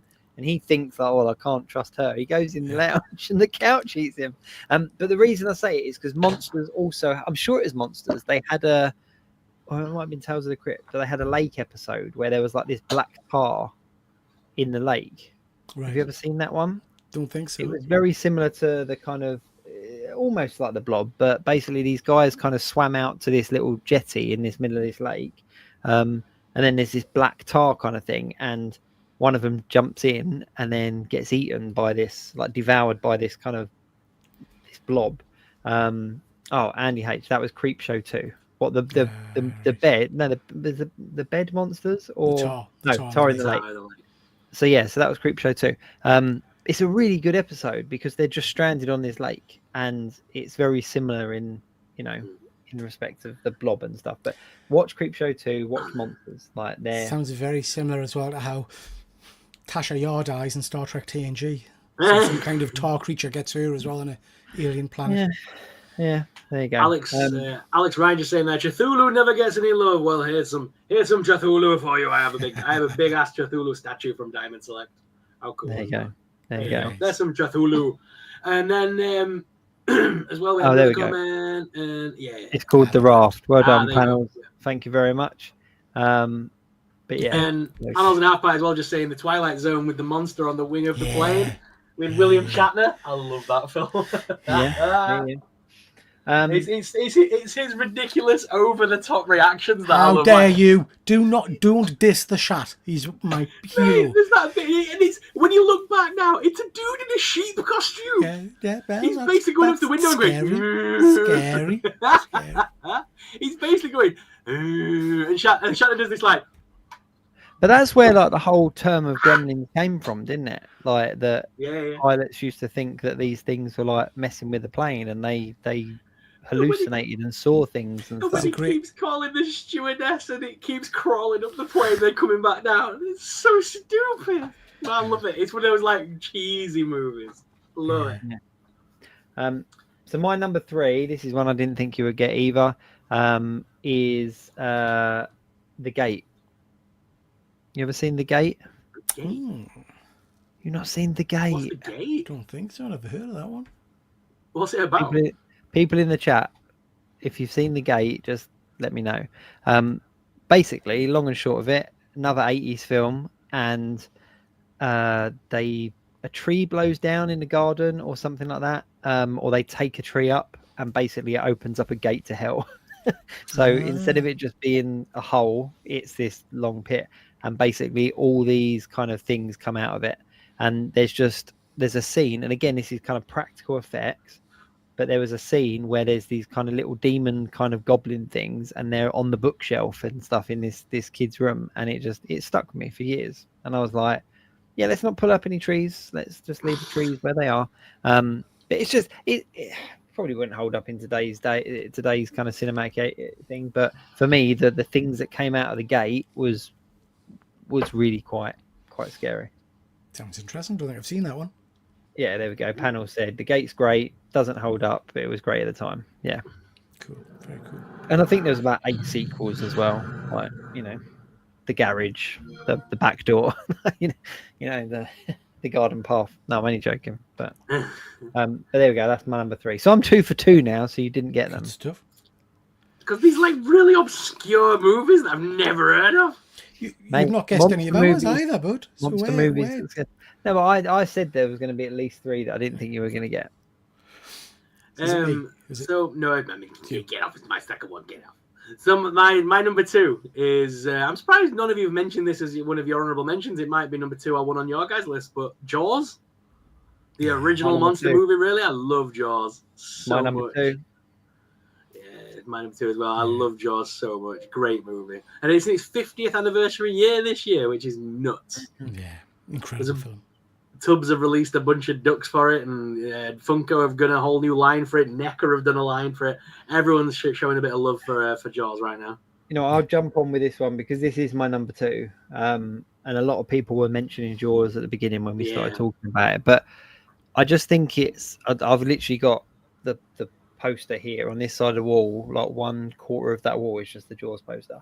But the reason why I think that it has to be up there as a monster movie was because sharks weren't monsters before Jaws. Do you know what I mean? There are so many shark movies now, but before Jaws, it wasn't seen as a monster in that respect. And the way it was filmed, the size of it, the horror of it, and it's also a really great book as well. Like if you've read the book, it's an incredible book. But interestingly enough, there's loads of documentaries and stuff coming out now about Jaws because of it being its 50th year and stuff. Mm-hmm. But there was something really powerful about the unknown and not like what you weren't seeing and stuff, which obviously was an error in filming, wasn't it? Because do you know about the whole shark and the salt water getting into the shark, the Bruce thing?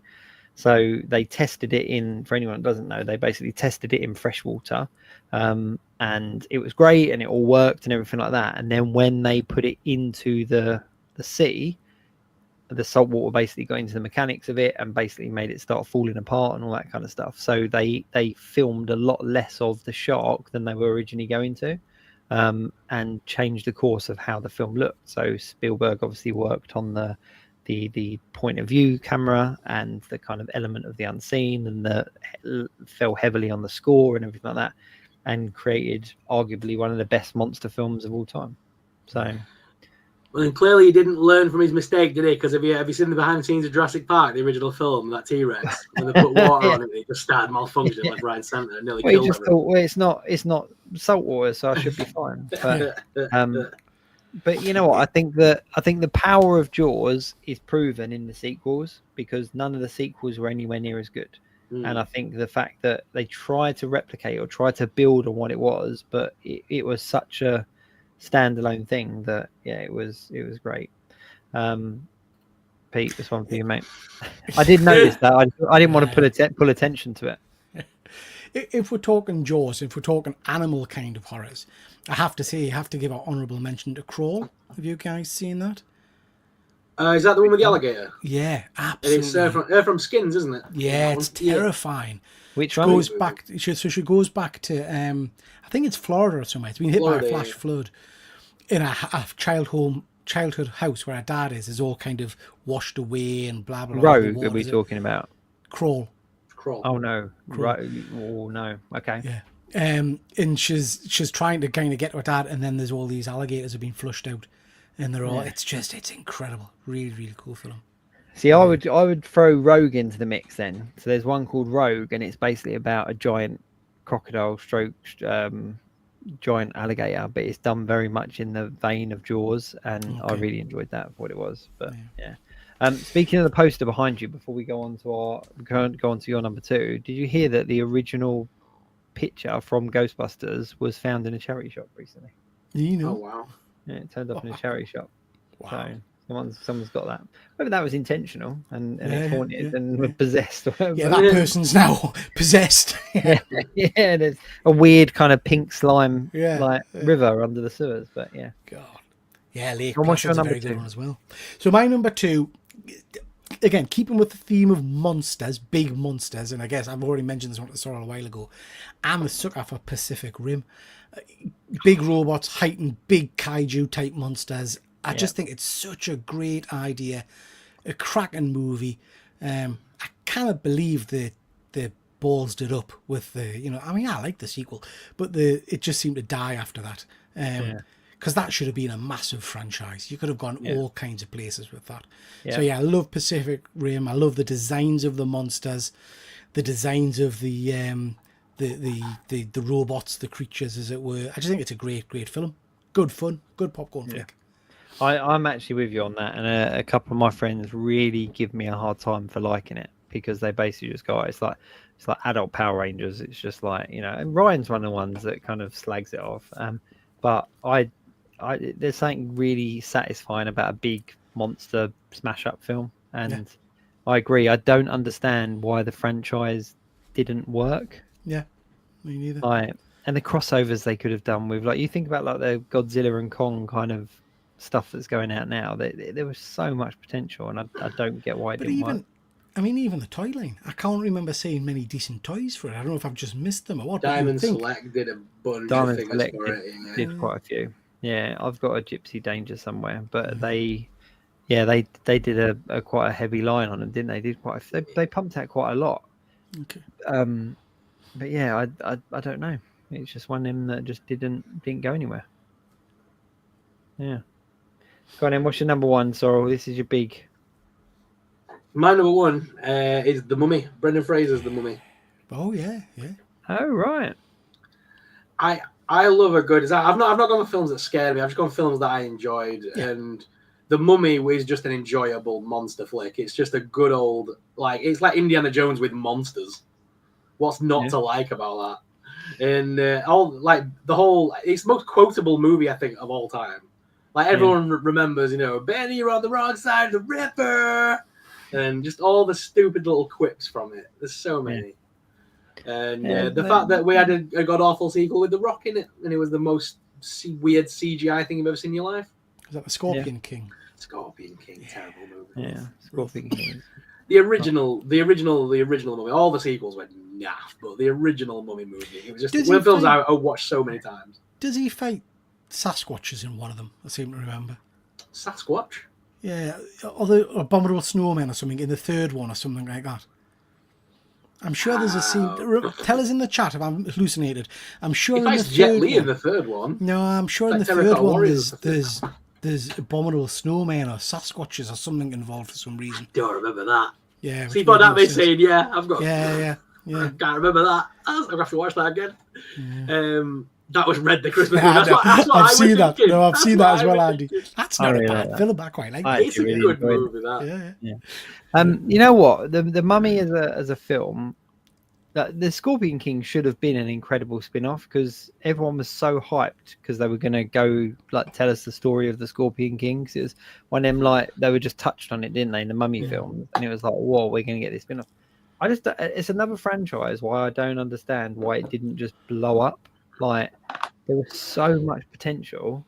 And I've said before, if they'd have continued the franchise of the Mummy, not with other mummies. They've already done the Mummy, but if Brendan Fraser and if he'd have gone to Transylvania because Van Helsing needed his assistance because something was going on in Transylvania, and they fought Dracula, or comes to Edinburgh because he's already in London. He goes to Edinburgh and then he meets Victor Frankenstein, and they could have done a whole load of movies. And I think the Van Helsing film, because obviously it's by the same director. When Van Helsing came out, I think they tried to do that, but they just crammed so much into one film. Yeah. Because that again, Van Helsing's an honorable mention for me. I love that movie. Yeah, like it's so cheesy, but I love it. Yeah. The accents on them dodgy vampire brides are a bit weird, but I love it. Alex Ryan's going away to watch this. The Blob, The Gate, and the Mummy. There we go. Good stuff. Scorpion King blew up in the DVD world. It's become a bit of a... Alex Ryan's saying he got away with a watch list, The Blob, The Gate, and he's never seen The Mummy. Wow. Oh, yeah, have you not seen it? Oh. That's I thought it's a film that everyone's seen. Wow. That was the popcorn flick ever, wasn't it? It was highest grossing popcorn flick of all time. The fact that Universal Pictures still talk about it in the theme parks to this day because they were so amazed at how that scene where he's taking all the mummies out in the big circle. It's a cracking ride at is it Universal? Yeah, it's Universal. A genuinely. I'm thinking of the end point with the heat. Yeah, it's a genuinely scary one when you think, "What the hell's happening here?" Close, yeah. Only H. I've never seen Spice World. I'm with C4 Darkman here. How you can speak, Sorrow, when you've not seen The Thing? You know what I mean? What's your... The Tom Cruise version's not that bad. I quite liked it. I enjoyed it. Rewatched it maybe 3-4 months ago just to refresh my memory if it really was as bad as I thought. It's all right. It's okay. Again, should have been the start of a universe. Russell Crowe's not bad in it, but yeah. I think the biggest mistake they made is by having Tom Cruise attached to it. And not because I think he does a bad job, but you kind of know what you're getting and you see him. It's like Jeff Goldblum nowadays. If Jeff Goldblum's in something, it's Jeff Goldblum in the film playing a character. But it's, Tom Cruise is just, I don't know.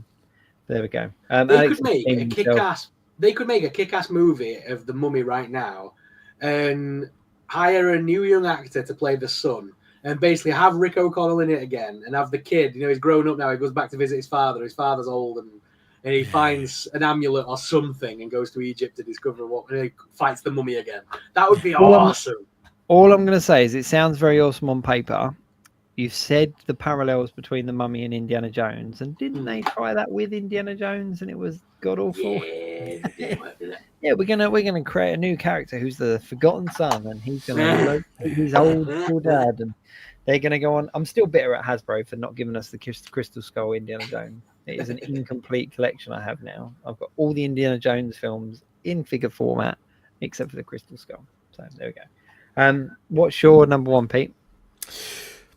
Okay, so one of my favourite all-time films, and I'll fight you because it's a great film, and it gives you one of the best end 20 minutes I think that you're ever going to see, involving every monster you'll ever want to see. So Cabin in the Woods. I don't know if you guys are familiar with Cabin in the Woods. Yeah, great movie.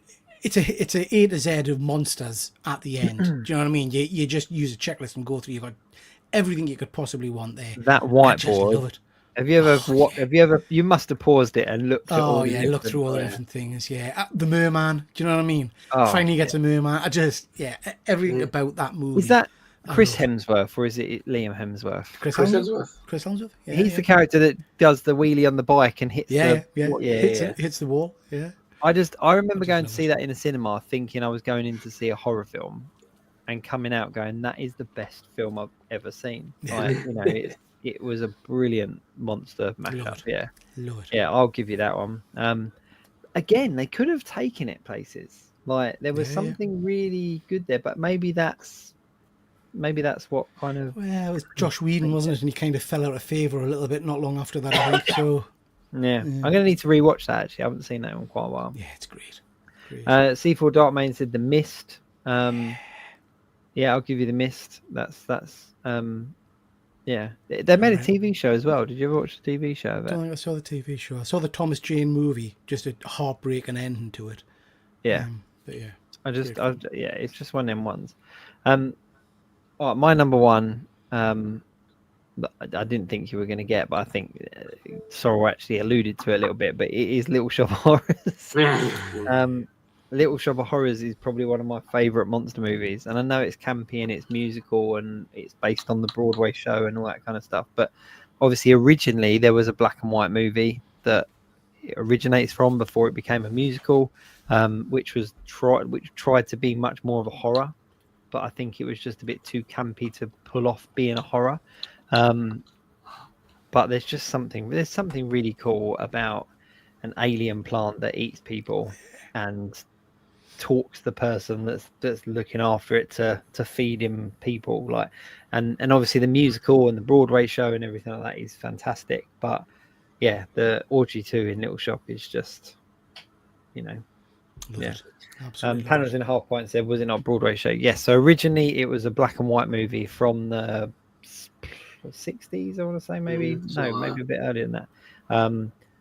There we go, Jack Nicholson, and it's just a horror. There's no music in it and all the rest of it. It's just a straight kind of attempt of a horror film, and then they obviously took that story and turned it into a Broadway show that's still running now as an off-Broadway show, and then obviously famously made the movie with Rick Moranis and Ellen Greene. Interesting enough, Ellen Greene, who plays Audrey in it, was the original Audrey on Broadway as well.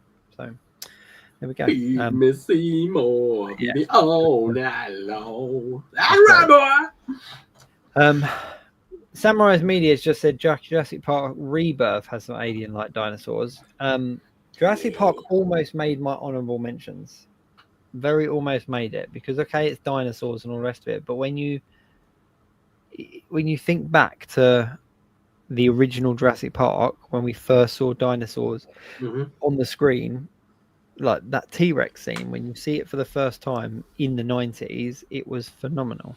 It was, bearing in mind that most dinosaurs beforehand were lizards with frills stuck on their head, filmed at, forced perspective and stuff, and then you just full on see a T-Rex with a retracting eyeball, and it was just incredible. People think, because of those movies, people think for a long time thought that is how dinosaurs looked. They were made like that for the film. They didn't. They weren't scaly creatures like that, like we think. They did so much for the dinosaur thing, but like the whole thing of stay still and it can't see you is absolute tosh. Like T-Rex will chase you down and murder you. The bar if you stay still, you're just a sitting meal. Yeah, I see the new movies getting bad reviews. I see. Yeah, well, what were we expecting, people? Come on, it's going to be awful, but it's going to be enjoyably awful. Yeah. What is the official release date for it? July something or other. Yeah. You've seen all the best bits in the trailer, I can guarantee it, because the trailer they first released when it first came out was like 2 minutes long. It had every action sequence in it possible. Yeah. You're not going to, they're not going to give. It's one of them films though. It does what it says on the tin. It's as our good friend Ryan would say, smashy dino fun. Yeah.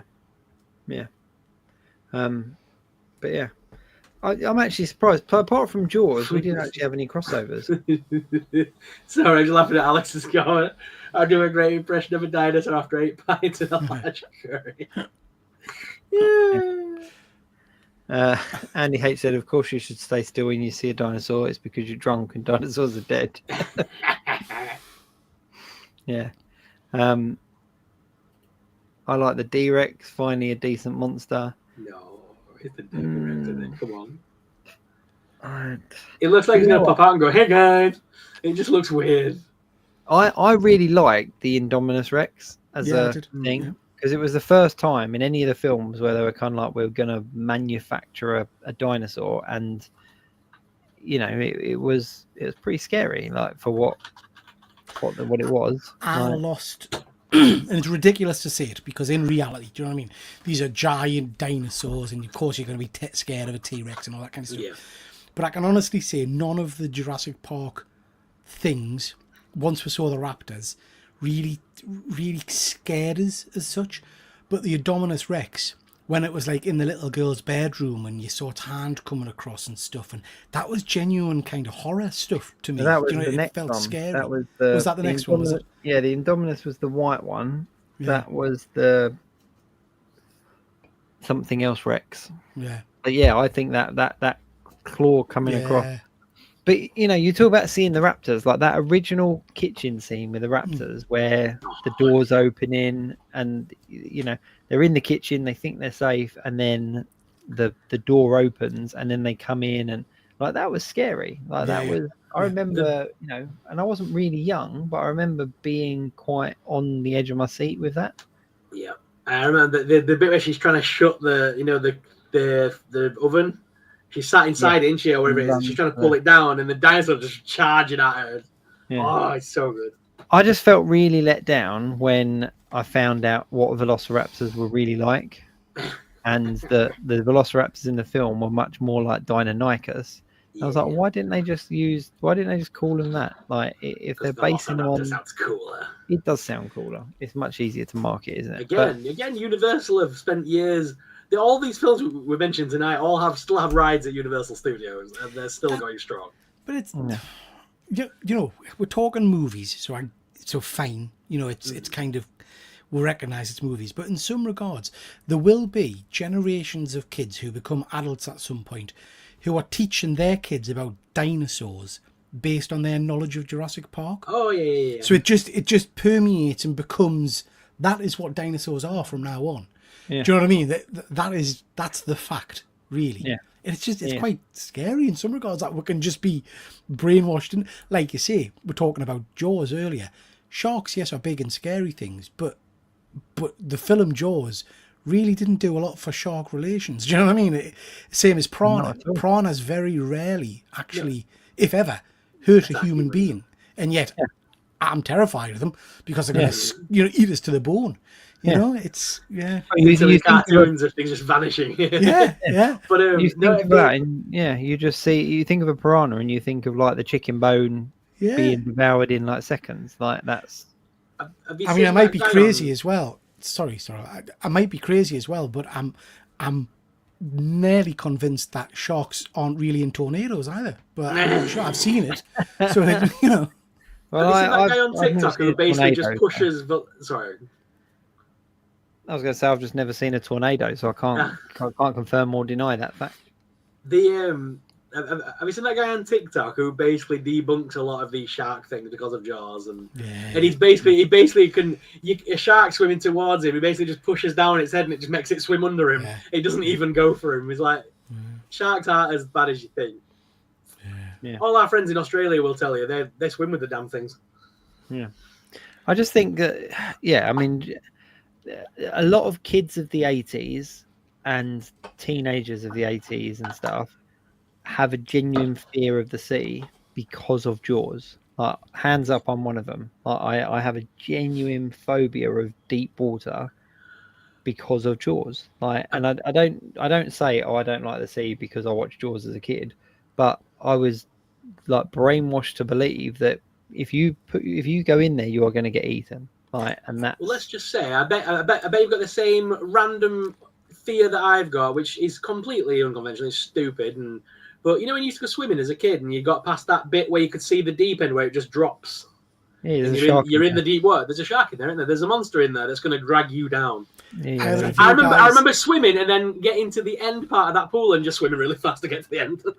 Either of you guys been to Discovery Cove in Florida? Yes. Yeah. Love Discovery Cove. There's a cold water part where you snorkel and you go around in the water and all that. I went there with my son, and there's a bit where you turn the corner, and you'll remember it if you've been in, and there's clear glass, and it's designed to do this, clear glass into the shark part of the pool, but because it's clear glass, you don't realise it's glass until you go up and touch it. Absolutely pop yourself. So you literally see the sharks. My son went wild, never got back in. Never got back in because he saw the shark coming, and then I had to pull him towards it and bang it on the glass, and he was like, ugh. It was horrendous. But I love it. Yeah, I just couldn't. I couldn't. It's, and I know it's a completely like irrational fear, but it's because of watching that film as a kid. Yep. Like, it created that fear, and I think that if it was filmed, if it was a more poorly filmed film, it would have had the same effect. But so, to the nth degree, then a lesser thing, I get freaked out about ants. Ants, because I remember watching. I don't know if it was like a MacGyver or something, at one point where they were in Africa or wherever, and there's these giant ant mound things. I think they did it in Indiana Jones later on as well. Yeah. And there's a guy disappears into the ant mound, and you see the ants crawling all over him. It freaks me out now. If I see ants when I'm on holiday and stuff, I just can't cope with them. Yeah. Alex said, "Did you hear the story about the man that fell into the water at the Jaws ride?" I haven't heard that story. No. Love the Jaws ride. Jaws ride. Please invite us. See, but I think as well. The man that fell in the Jaws. Yeah, there was. And it got so like the under that water is basically just a shark's head on a pulley. It's on like a conveyor, and it just comes across and comes up and then goes back in when the boat leaves. Some dude actually fell in and got attacked by that thing, and it hit him at full speed. So I mean, he genuinely got attacked by that shark, which is nuts. So many people have jumped in that water over the years. What a great story to have in the pub, but do you know what I mean? I was attacked by the shark from Jaws. Isn't it the shark of like from Jaws 3 is like still at the bottom of the sea? Like it's there, like still just there where they just kind of dumped it and left it, but you can swim down and see it and stuff. But the Jaws ride for me was genuinely terrifying. Like I loved it and I went on it a million times, but it was genuine because you were physically seeing that thing that you had seen on the film. And like I've tried to sit and watch Jaws with my wife, my kids, and kind of go, just watch this film, like just sit and watch it. But it's such a slow burn that they zone out. And I'm just like, how is it that something that has kind of had such a huge effect on me, you can't even get past the first 20 minutes because it's such a slow start? Like, and it's weird how the fear changes, because for me, it's about the physical, like practical effects make something really scary. Whereas now for a lot of kids, if you're not seeing it all, it's not scary because it's like, well, I can't see it. So why would I be scared of it? And I'm just like, that's mental. But I think that just comes from an age of where when you did see it, it looked unrealistic. Whereas now when you see it, it looks realistic. So it's kind of flipped it, hasn't it? It's a real shame. It's a shame about the Jaws ride. It has now gone, sadly, because towards the end of its life, they really weren't doing any favors. The fact that they had a gun on the ship that was on a wire and that they could fire it at the Jaws and it would go bang, bang, bang. Towards the end of the life of that ride, they started not using the gun because it was promoting violence and all the gun crime in America. So they started getting the gun and going shoo, shoo, but not pulling the trigger to make the gun noise and making a Jaws obviously goes back into the water. They genuinely made it shoo away with a gun. The funniest crossover, I think. Have you been to Thorpe Park? Not been. And they've got like Amity Island there, but not and then they've got Jaws kind of in the middle of the KFC. It's kind of what you commit a little bit. Like, what are you even doing? Like, this is really, really, really random. Just don't do it. I'd like to see the Jaws ride come back with a vengeance. Like, do it properly, do it now. Like, make it scary. Sadly, that area is now taken up by Harry Potter and the London scene. It's now King's Cross Station, where that used to be. And I didn't need to go all the way to Florida to see King's Cross Station. I just go to the real one. But I could go all the way to Florida to see Jaws. Although I do love making the joke every time I go, because you've got the big billboard with the trains, and it says to Yorkshire, and it says these weird things that would never say. Yeah. And there's a train to West Yorkshire. It's like, where the frig's that? You know what I mean? And they do this thing where it all comes up saying delayed, because the Death Eaters have attacked the trains, like in the films. But it's the fact that it comes up delayed. I love nudging someone that's also from England, going, well, that's about right, isn't it? Delayed. That sums up British rails. My favourite Harry Potter, because we went a few years back, so my eldest son, he'll probably kill me for sharing this story, but at the time he was about 8 when this happened. So we've been a few times, but he was about 8 when this happens. And there's one of the Harry Potter rides where you queue up, and then you can, the way that the queue, you'll know which one I'm talking about, but basically the way that the queue kind of formulates is that you can see the wall and the people are running through it. Yeah. You're both familiar with that part, yeah? So, and it's done in like a reflection, isn't it? Like you look through a mirror or something, I don't know, but either way, you see a wall. And then so we were all getting videos. So I get a video of my wife and she runs through the wall, and I get a video of my daughter and everything like that. My son's not got the best eyesight, and he ran square into the front of the door. No. So I've just got this video of him just running into the wall. So it made it look really realistic, because the other two just dart through the wall, and he just goes bang straight into knocks himself out almost. But and then I'm just wetting myself and just walk through it, because I'm like, that's made my day. But yeah, I just think you look at Universal Studios and stuff now, like how much they do with the rides, with the queues, all that. Like, imagine what they could do with Jaws, now. Alex, they could make that genuinely terrifying. Yeah, I was gonna say, Alex is just putting there, it's a year to say it's worth the go, mate. The fact that they've now got their newest park as well, featuring Universal Monsters. Has got like a land now. Obviously, there's the big Harry Potter expansion. There's going to be another expansion to Jurassic World this year. They've got King Kong there. It is worth a trip. It's a good theme park. I had such a blast when I went. I prefer Universal to the Disney parks, I have to be honest. Yeah, I'm a bit of a Universal fan. Now that my daughter's older, she loves Universal. She prefers that, and she loved the Horror Nights. Yeah. She loved seeing Megan and the Conjuring House, and I would, based on what you've said there about the Horror Nights, I would say to go around the Halloween horror time to do the Horror Nights, because they're genuinely terrifying. Like the scare mazes and stuff are next level. But it's one of them trips that is just worth the visit. It really is.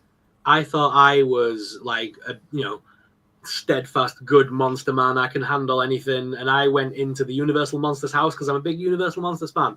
Pat myself within the first 4 seconds of entering the building. That was the most intense experience. There was a woman dressed as the mummy from the Tom Cruise version, and she's inside the frigging coffin, and she's inside the sarcophagus. I thought that was a statue. I walked past and she went like, need a fresh set of pants, and and then turn the corner, there's a dude in a wolf mask. Like, nope, I'm out. I need to get out of it. Chicken eggs, please. Too much for me. Alex saying there about Universal, Bondland and Paddington. I'm 100% with you. I was really excited about the Universal UK, but then when I saw the lands, I was like, nothing's been officially confirmed yet. Everything's rumor. No, but the one thing they have said is that we won't have Harry Potter because we can't have it. Because of the tour and everything. Yeah, we're not allowed it in the UK for licensing. No. But there's no reason why we couldn't have, because they've already said that they're going to do the Halloween Horror Nights in the UK. So there's no reason why we couldn't have a Hammer, like a British Hammer horror. Hammer horror. I think that would be the way to go. Don't do Universal Monsters, do British Hammer horror, do Christopher Lee's Dracula. They could do the same though. Like, realistically, they're not going to upset anybody by doing them in the UK. I don't think they're going to lose any customers to the American parks by doing that in the UK. But I think that they would make a lot of people would go. A lot of people would go. But even with the Harry Potter stuff, like I love the Warner Brothers tour. Like we've been so many times because it's only about an hour away. It's incredible. But even just the queue aspect of the Harry Potter rides, if you're a Harry Potter fan, even just the queue aspect of the rides is next level. Like the Hogwarts, when you kind of approach Hogwarts from like where the train is and stuff, and you go towards it, and obviously it's all kind of forced perspective, but you genuinely feel like you're stood in front of Hogwarts. Like there's no other way of explaining it. Like it's incredible. Yeah. Tully's Farm in October. No, I've done quite a few of these horror experience things. I worked in one year. That was hilariously fun. Like just hiding in the dark, dressed as a zombie and jumping out of people. But no, Universal Horror Nights they're the level, aren't they? Like I've never been to any that come anywhere near close. Yeah, the when I went, it was they had the Blumhouse walkthrough area. It wasn't a house; it was just the area, and I basically hung out in there for most of the night. They had the Megan in there, and they were amazing, the Megan dancers. And then they had like it was the Purge, and I tell you what, there is nothing scarier than when you are walking through an area and all of a sudden that siren goes off, and these guys come out with baseball bats in your face. That gets intimidating. Yeah, very quickly. It's like, welcome to the Purge. No, thank you. I've not been scared by any modern horror stuff. I think that's my only problem with a lot of the stuff there is that I'm not the Horror Nights don't appeal to me as much because of all the new stuff. Yeah. And I just like I don't find Megan scary. I don't find Megan's not scary at all. The Purge scary. I don't find, they're just not scary to me, like. I think that happens when you get older as well. I mean, the last time I was uncomfortable, I guess, was Talk to Me. I really enjoyed Talk to Me. But most horror, it's just kind of, it doesn't frighten us as such anymore. No, not frightening. Very quickly, Alex has said about early 2000 movies for next Geek Week. Superman Returns, Jurassic Park 3, and the early Fantastic Four movies come out. And obviously July is heavy for all three of those. So anyone else, not saying that Alex's suggestion isn't good, but if anyone else has a suggestion, but do let us know. If you want us to kind of theme one of the shows around anything, obviously drop us a message, drop a comment, whatever it is. We're always looking for kind of new ideas and themes. So we like to talk about stuff. Hopefully the monster episode met what your expectations were. I think that went all right. I think that was quite cool. Yeah, good fun. Managed to fill 2 hours, let's put it that way. Yeah. Yeah, it's mental, ain't it? I'm really surprised how different all of our top monster films are, though. Like, there's a couple of crossovers there, and we're kind of nodding at each other's selections and stuff, but we all had a very different list. Yeah. Different list. But you boys definitely need to watch The Gate. Like that's Sorrel's not watching anything until he's watched The Thing. The fact that he's not watched The Thing is a disgrace. Yeah, like I might watch Spice World one more time first. I think you need to come off of this tonight and just watch The Thing from like now. Do you want me to watch a horror film after dark with when everyone's in bed? No. Yeah, but The Thing won't scare you because it's like based up in like a thing up in the snow, so you're not you're good. Yeah, and on my 30-inch plasma screen, it'll look lovely, and I'll be scared. No. It might have escaped the snow, Jacob. Do you know what I mean? It could be anywhere. It could be It might be escaped the snow. It might be outside my window going. It could be his wife. Do you know what I mean? Depends what your theory is on how that film ends. Yeah. Get it watched. Just quickly before we do end though, because obviously everyone's sort of saying best time to watch that kind of stuff. When do you watch your horror films? Like, does it have to be in the dark at night, or do you have to watch them in the day, or do you not have a preference? Anytime. Daytime when it's light outside, and I've got a couple of hours before bed. I don't mind watching them at night. If I watch a It does. If I watch like a particularly scary one, whether it's like home invasion or ghosts and things, they scare us more than monsters. I have to admit, if I get up to go to the toilet during the night, I'm very hesitant walking along the corridor and things like that when there's no lights on and stuff. Yeah. Okay. Fair. I'll give you that one. But see, I think concepts probably scare me more than some. Like, do you remember the Lights Out, or whatever it's called? Was it Lights Out? Yeah. Like the concept of that and the little YouTube kind of short that came out was phenomenal and really scary. And then the movie came out and it was like, oh, you've kind of made it not scary. But that original kind of 2-minute mini horror story was like, ladies and gentlemen. My TV just turned on by itself. That's just that is a not sign. by itself. That is a sign for you to watch The Thing, mate. That is a sign. Probably at night adds to the fun. If I don't go to bed locking my door, then I didn't enjoy it. C4 Dome, best time to watch. Watching a B movie horror, it's good to have a bit of weird. I love a B movie horror. Cool. Well, that's it. Listen, we're at the end of the show, so do let us know in the comment, let us know messages, etc., what you want us to do next time. We'll be back in a couple of weeks' time with episode 195, which is insane. Anything you guys want to add before we shoot off? You need to watch the Spice World movie. Go. Do I shade? I'm not watching Space World. Yeah. That is not going on my list. That is not going on my list. I think the fact that they made a movie about Spice Girls is horror enough. So. Meatloaf was their driver. I'm just putting it out there. Meatloaf drove them around on a bus, mate. You're not making it any better, mate. Rich Grant was their manager. You're not making it any better. You're not making it any better. But this way, if they made a One Direction movie, would you go and watch it now? They did make a One Direction movie, didn't they? They did make one. I think it was like a tour or something, didn't they? They made something. But do you remember the things in the film were from Richard E. Grant where he's talking over the megaphone to them all on the bus? He's like, please remember to use toilet paper only in the toilets. Thank you. He kept making these weird announcements all the way through the film. He loves it. Look, he's selling it. He's trying. Listen, we'll be back in a couple of weeks' time. Check out the description of the video. Give us all a follow and all the rest of it. We appreciate you. Thank you very much for tuning in. We've tried to get to your comments. That's about it. And you know what? I didn't even go to the toilet this week. So there we go. Yeah. That was dying. Till next week, everyone. Keep it geek.